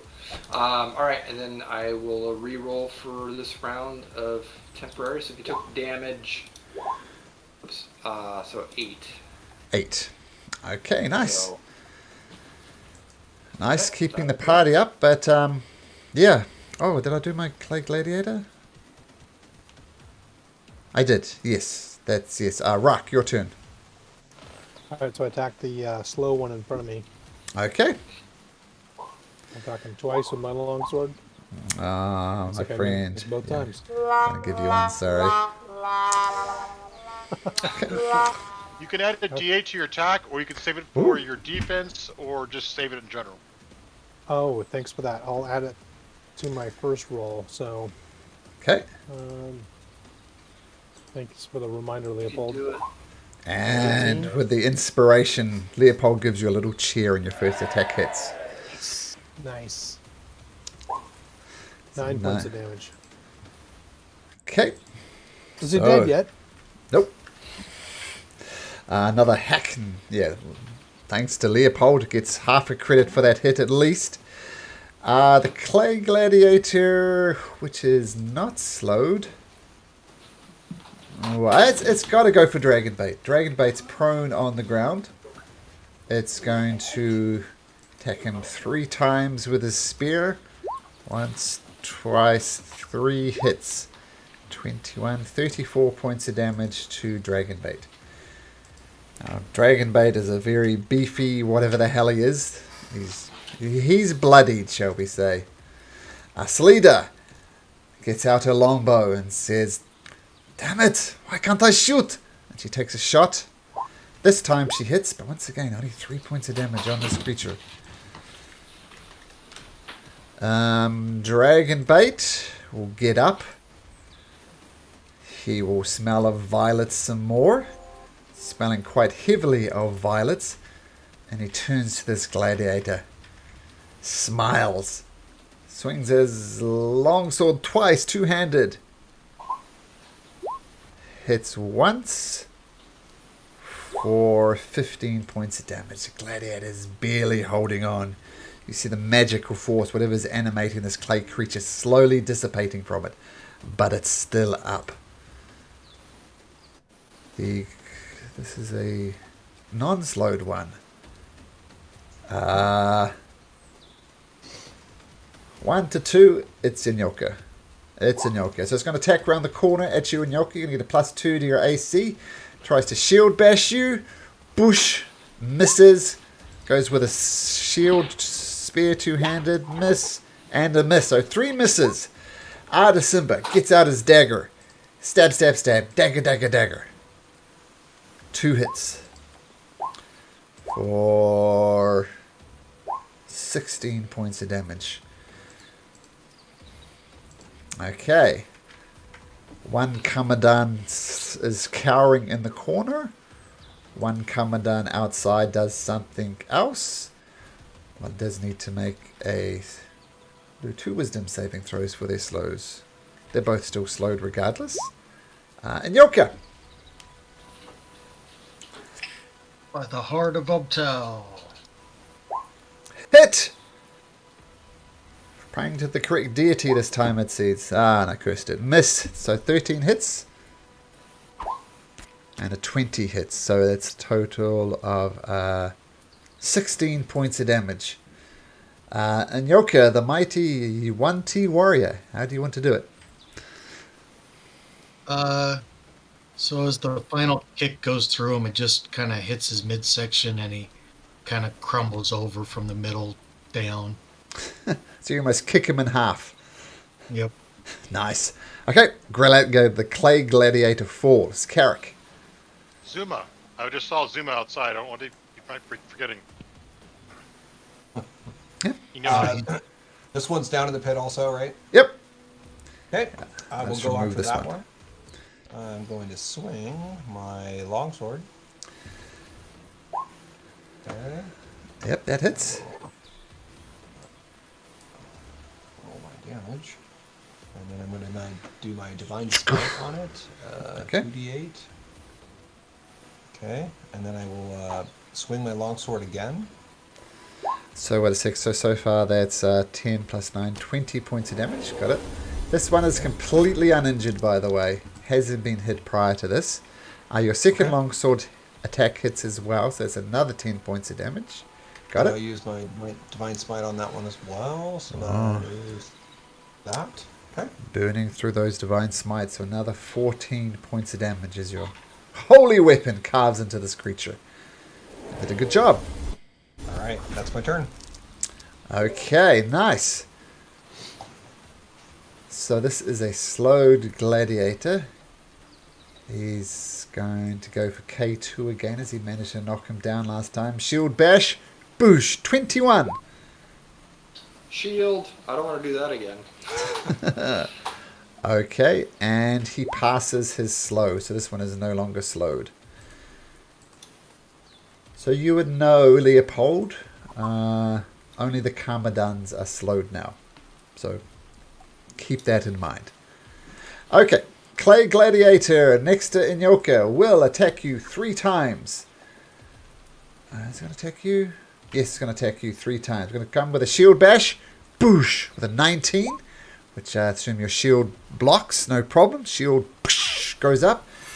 Attacking twice with the spear. I was a 9 and a 12. So this mystical shield is saving your bacon. Leopold. yeah, he'll walk forward and he will attack that clay gladiator right there with the club. Mm-hmm. Hey, club in. Miss. Ooh. Miss. I will use one of my lucks to reroll one of my attacks. Okay. Oh, that's the way to do it. So 9 points of critical damage on this one. Nice. So yeah, hack into it. 9 points of damage. Oh, darn. Hope that'd be more. And then, I will stay there. Okay. Wise choice, since they did have their reactions back. K2. Okay, let's try this again. I'm going to do Booming Blade on this guy. They're not moving, but this could do some more damage. Oh my Oh, goodness. swing and a miss. Alright, Spiritual Weapon. Let's try that. Spiritual lollipop. Spiritual Lollipop. Lollipop. Ba-dom, dom, dom. 16 more so misses. Oh, it does. Dang. Okay. Yep. Man, ooh. Is it the beginning of my turn or end of this turn with shield? Let's see here. The start of your turn. Dang it. Okay. That is it then. I will, just in case I roll higher. Nope, same. So 8. 8 Okay. temporary hit points. Everybody remember that. Rock. Attack the guy in front of me twice with my long sword. Hopefully this Okay. guy will die eventually. Oh, first one is a wah-wah. Second one hits though. This one is going to probably die of old age. Okay, 12 points 12. damage. Okay. Yeah, nice solid hit, but he remains standing. Right, that's it. Okay, Salidas is giving up on killing this one. She says, Rock, K2, I got you.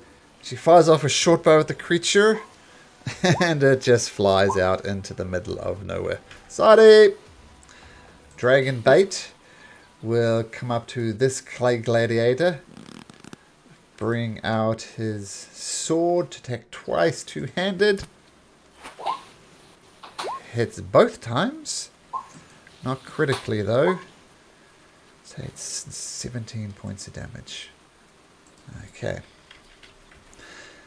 The clay gladiator. 1 to 2, it attacks Carrick. It...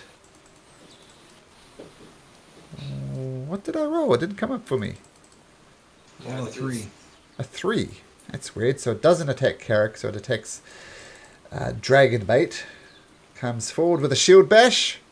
Oh, natural 20. So 16 points of damage. And strength saving throw for Dragon Bait. Oh, falls to the ground.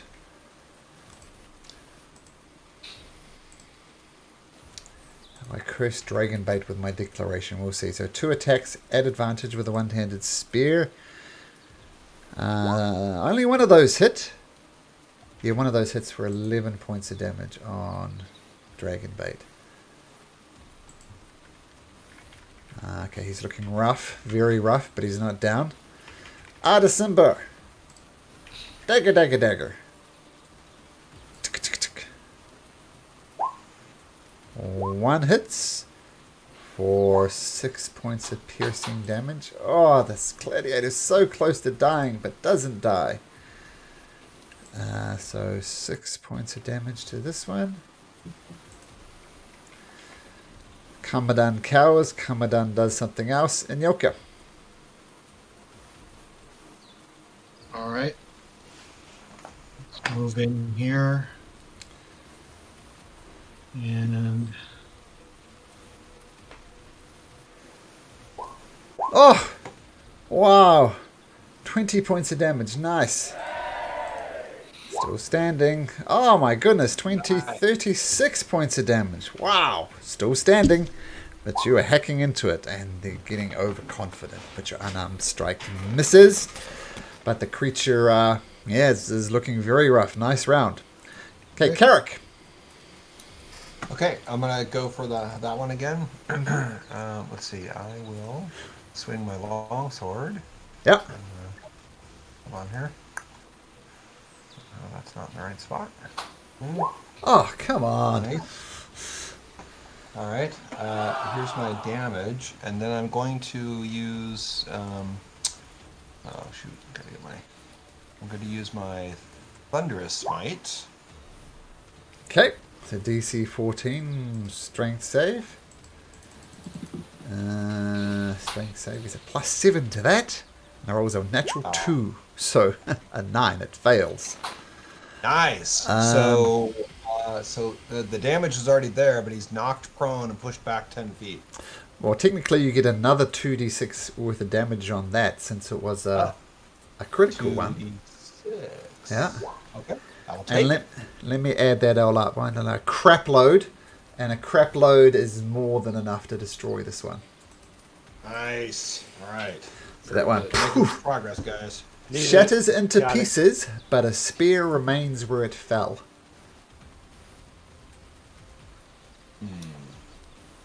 Okay. Okay, that's my turn.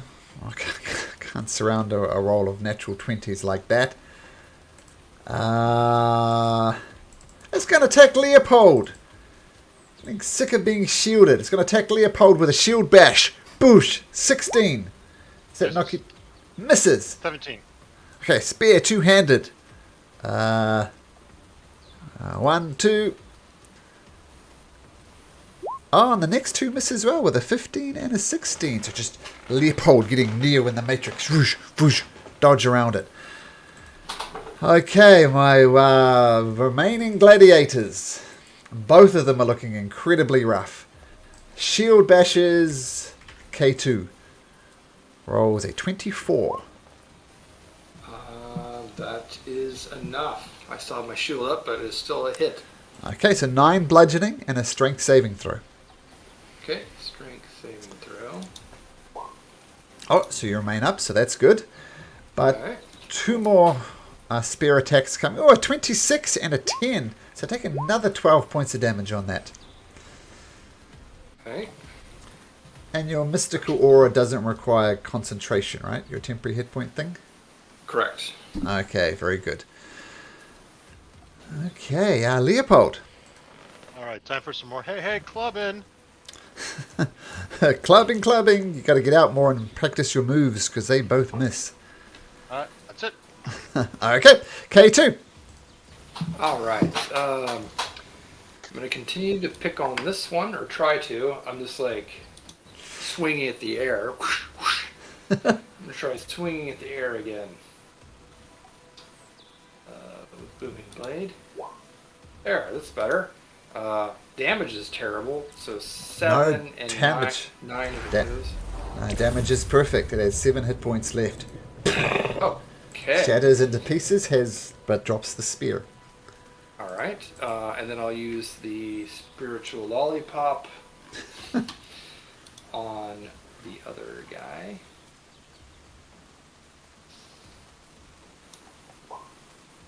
Yep, that hits. 12, that's nice. This is how nice it is. Nice mop-up job, guys. Alright, I'll take it. I think they're on 4 and... Yeah, they're all very low hit points, so... Yeah, you spread out your damage easily. But the last Clay Gladiator falls. You will take a breath. Salida points to this and says, how long is this going to be like this?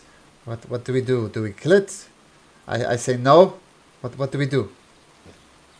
I say we quickly. We have less than a minute, so we can look around the temple, or we can try and kill it.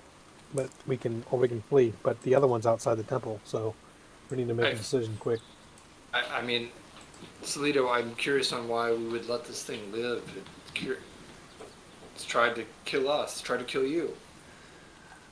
That is true. It's hunted me.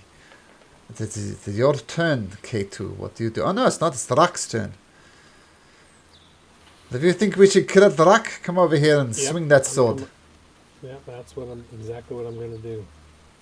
I'm playing Night of the Roxbury, Leopold's clubbing music while I'm going to attack it. So, 2 sword attacks. Okay. They're at advantage. Are they at advantage? Yeah, it's frightened. So we'll take that as a 14. A 14 does hit. And a 22 hits. Look at those natural ones. Wait. So the first hit was a 14. The second hit was a 22. So you get 2 hits. Okay. Yeah, I've rolled more natural ones here than I have my whole life. So 13 plus 12. Okay, you hit the creature twice and then roar! Yow! Comes back to life. You can't stay there, Rock, because Salita's there. Alright, so then I'll take a couple steps back. So I recommend you leave or step away, Salita. Yeah, she agrees. She's going to take the disengage action. And 1, 2, 3, 4, 5, 6. Dragon bait. Looking wrecked, but 1, 2, 3, 4, 5, 6. 1, 2, 3, 4, 5, 6. Comes dashing up the top there. Not there, though. There. Artis is going to fire his longbow at this creature.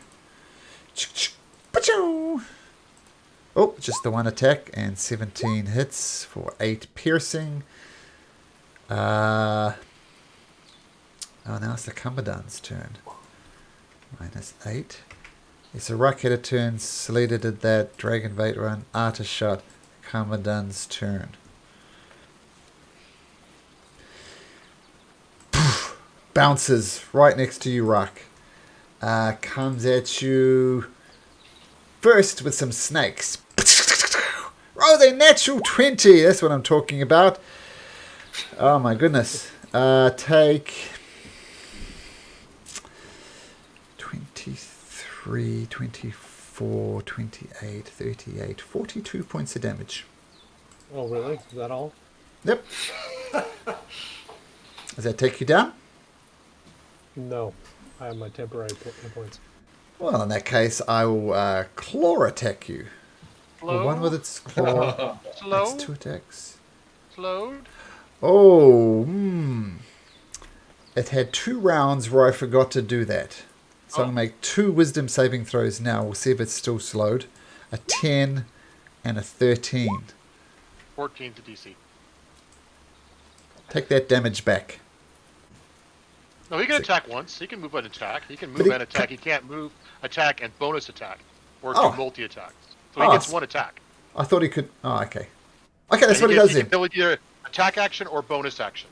Okay. So, but he gets that 1 attack. He won't follow it up with another one, though. But he will make a wisdom saving throw again. And he is still slowed. Inyoka. All right. Down in the pit. I'm gonna peek down this this way. Sure. If I see anything through there.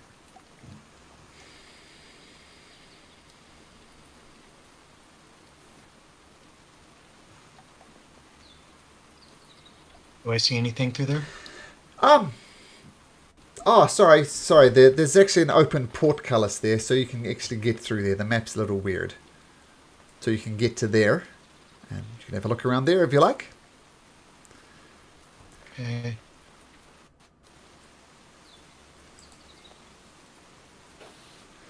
Yeah, so you see some pens with some portcullises there, and the portcullises have been lowered. All right. Then I'll just see. So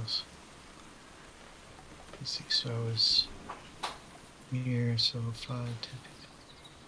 So I'll come back and I'll scoop up the dropped spears. Sure. There's 2 spears down there. Cool. Carrick. Okay. I hate to burn a misty step to get out of this thing. I'm 20 feet down. Am I able to scale this thing and climb up, or? It's a sheer wall. I'm not. If you could explain to me how you can climb 20 feet up a sheer wall, I might be able to let you. But Sure will. All right, I'll burn misty step. Okay. I'm gonna burn misty step and get back up there. So.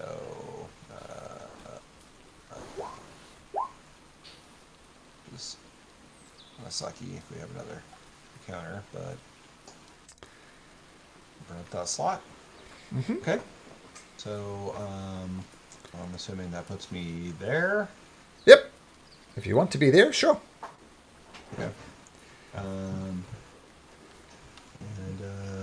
like, hey, what are we looking at, guys? I've been down in the pit. Kill it. Get closer to us so we can get that protection there, Carrick. All right, I will come over. Is this thing is slowed? This one or whatever? Yep. Okay. All right, so Yeah, he's very slowly killing me. I use so Misty feel free Step. to do something. I could choose any of the spot, right? So it's up 20 feet, so I can actually be here and attack it. I'll do that. Yep. Okay.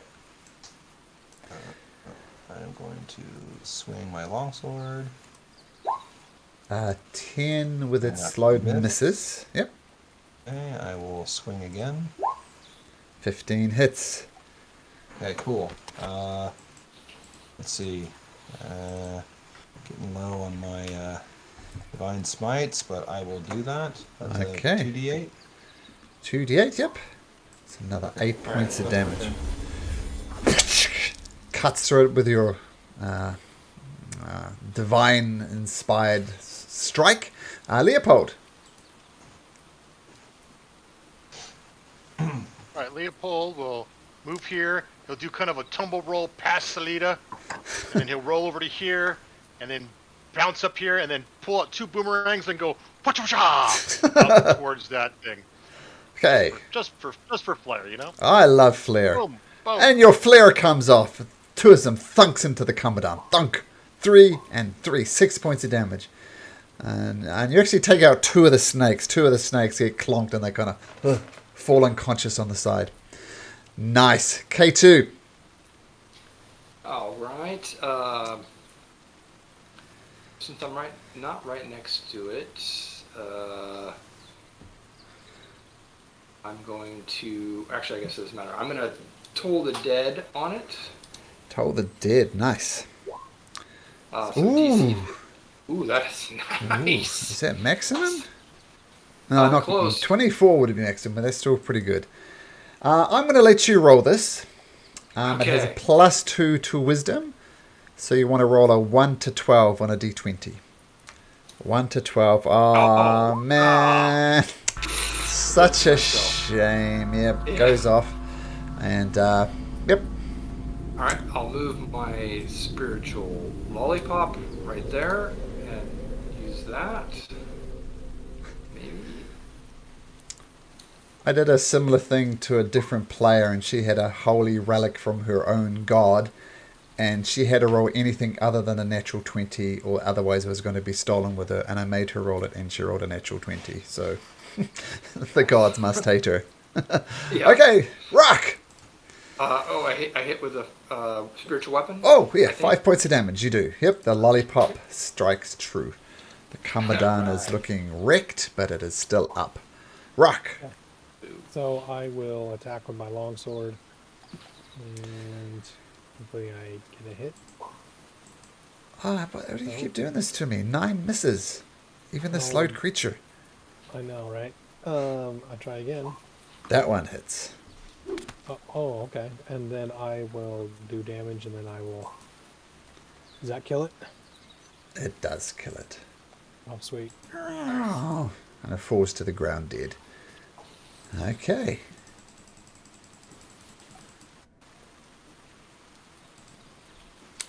It's kind of a tough battle, guys. Yeah, it was. Yeah. That And was.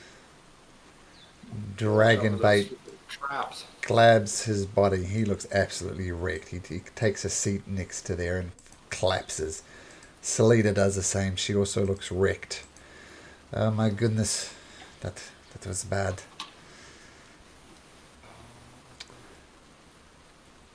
Let's see. We rest before we put spears in hands and see what happens. Good thinking in Yoka. I was thinking the same thing. I don't know if this is probably the best place to take a short rest, but we probably should.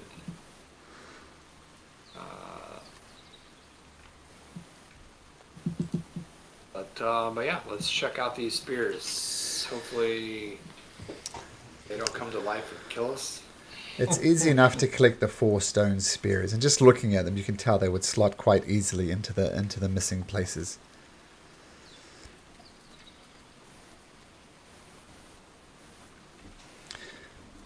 You guys attempting a short rest? Does anything? Do we hear anything, or does anything change when we put the spears in the statues? Oh, you're putting the spears in the statue? I thought you were Oh, waiting yeah. if we did that. No, Okay. no. Let's not do Short that. rest. Let's not do that. We Yeah. want to do a short rest Let's first. not do that. Yes. Yeah, at least. Okay. Uh, Before you we don't take a have to do short it. I rest, feel like- sorry, if you are taking a short rest, that's a K2. Roll me a D20.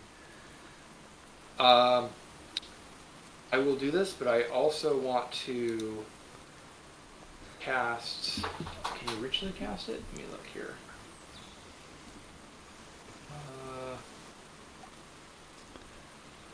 I'm going to do it anyways. I'm going to cast Lehman's Tiny Hut so we can have a proper short rest without any entanglements. But I'll still roll the 20. Okay, so you take a moment and do a short rest. With a roll of 18 on the random encounter table, nothing happens. So bottom line, you get a successful short rest. Excellent. Oh, Lehman's Tiny Hut is a ritual cast. That's what I thought. How many hit dice can we recover on a short rest, Malcolm? Up to your level. Okay. But if you take a long rest, you'll get half of them back. So it's not really an infinite resource. It's a useful resource, but Not quite. Right. I'll, And- I'll, Alright, I need I'll this. lay hands on myself and give myself 25 hit points back. Okay. What level are we guys at? Are we all still level 6, or do we go any higher? But we're all level 12. I don't know what happened to you, Leopold. Well, last week I missed. I didn't know if we have leveled up or not. I just thought Or of it. 6. Don't That's a think good you did. question, but no. No, we did not. No. So, yep, still the same. He will go to this.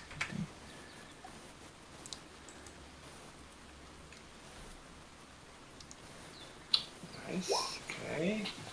Let's do one more.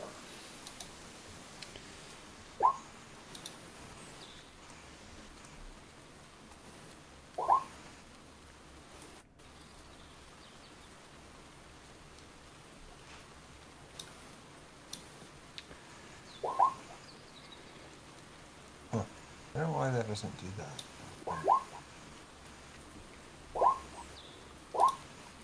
Nine, 12,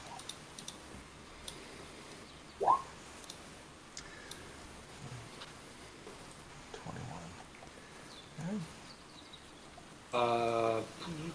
I'm gonna roll one more time for the temporary hit points because everyone could have it for the day, right?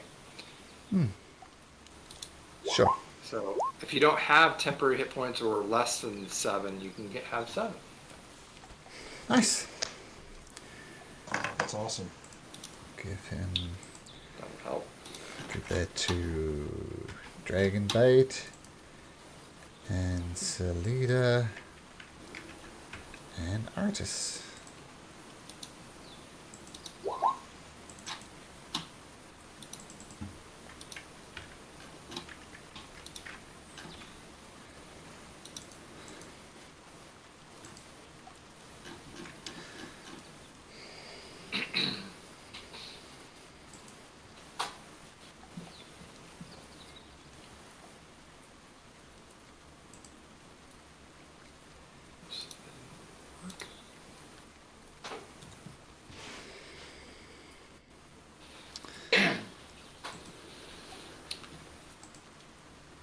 Well, should we continue down the tunnel on the other side? I'm sure there's nothing else in here that will try to kill us. Or do you want to try the spears now? We could. I don't want. Rock doesn't want to try the spears ever. I don't want to go through that again, but at least I You'll want to go get. look other side, nothing there. There's no rooms or anything like where the. The spaces where statues stood behind bars. I'm gonna go check out what you saw. That's interesting. Rock, I think that. I mean, this is a relatively. I would expect that there would be more to this temple, so I'm just wondering if the spears open something. I'll search down here Sure. and just see if there's any hidden passages or. Sure, make a perception Okay. check. Be careful, K2. You do not find anything hidden. Help me, K2. You're my only hope. Well, I feel very distracted. I don't know how well I searched, but I feel like putting the spears in the hands of these statues is it's going to do something. I just don't know what it is. But I feel like there's more to this temple than just this pit. If afraid, step outside before spears put in. Salida says, oh, I couldn't agree more. And she retreats out. Though she gets her bow ready to shoot anything. Dragon Did Bait. they? I'm sorry. Dragon Bait did just they- gets out his sword, getting ready to attack if something does. In fact, he stands next to a statue. Nice. Figuring if anything I appreciate attacks that. it, would be Are that. do they also kind of rest up and heal up? Do they look a little better? Oh, yeah. Our Dragon Mate looks a lot better, as does Salida. Okay, good. Rock, I won't be offended if you want to step out, but I feel like this is the right thing to do. No, I won't. I will not step out, but I'll be cautious. Okay. Should we just do one at a time and see how Yes. it goes? Yes. Okay. Inyoka, do you want to be up here with us, or are you down below? I'm not sure. I was up here during the short rest. Oh, gotcha. Your, I don't know if is your token updated? How are you looking? Oh, there you go. Okay. You look much better now. All right. Yeah, I'll put the first spear in. It clicks in place. Nothing happens. Okay. Inyoka, do you want to do the honors for the next one?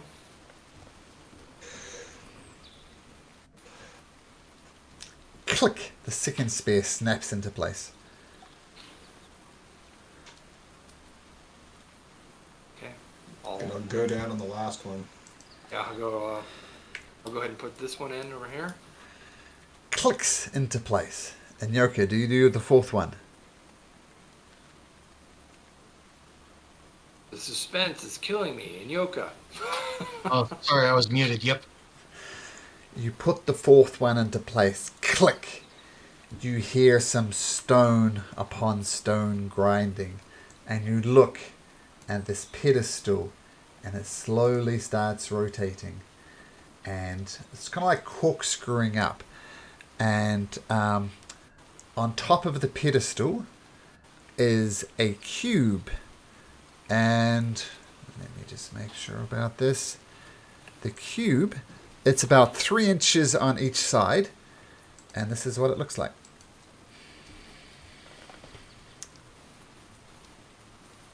Oh, thank God. I thought it was the Tesseract. A squirrel.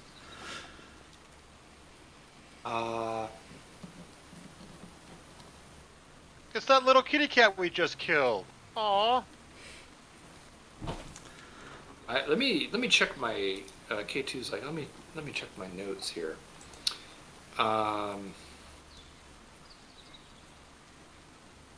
Yes, the first building we visited, the writing. I don't remember where we saw the writing, but there was writing, and it said, "Puzzle cubes are the key." This looks like a puzzle cube to me. Also, it is labeled the puzzle cube. But Actually, there's a bunch of clues right at the start, Daniel, that they found graffitied on a wall. So I'll just repaste those in. so And apparently, Eric, you're an actual character in this campaign now. Eric the person. Eric the player. yeah, very good. So, according to that graffiti, there may be more, or there should be more than one. So, I guess we should just hold on to this.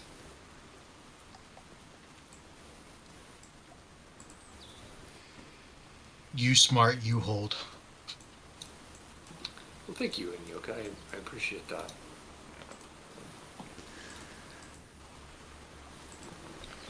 Not sure what it will reveal once we solve this puzzle, but.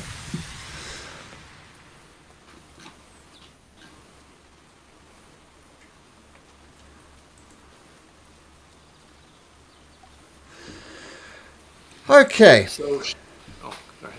I was going to say, probably a good spot to end, as you've successfully gotten a puzzle cube. Still a lot more of this Omu to explore. And now that you've discovered a temple and discovered something in the temple, you can't help but notice there's a temple over here right in the middle of the lava pit. Might be a problem for later. But I think that's where we'll end it, gentlemen, as you've successfully gotten a puzzle cube. Excellent. Yeah, let's see what happens next week. Thanks, guys.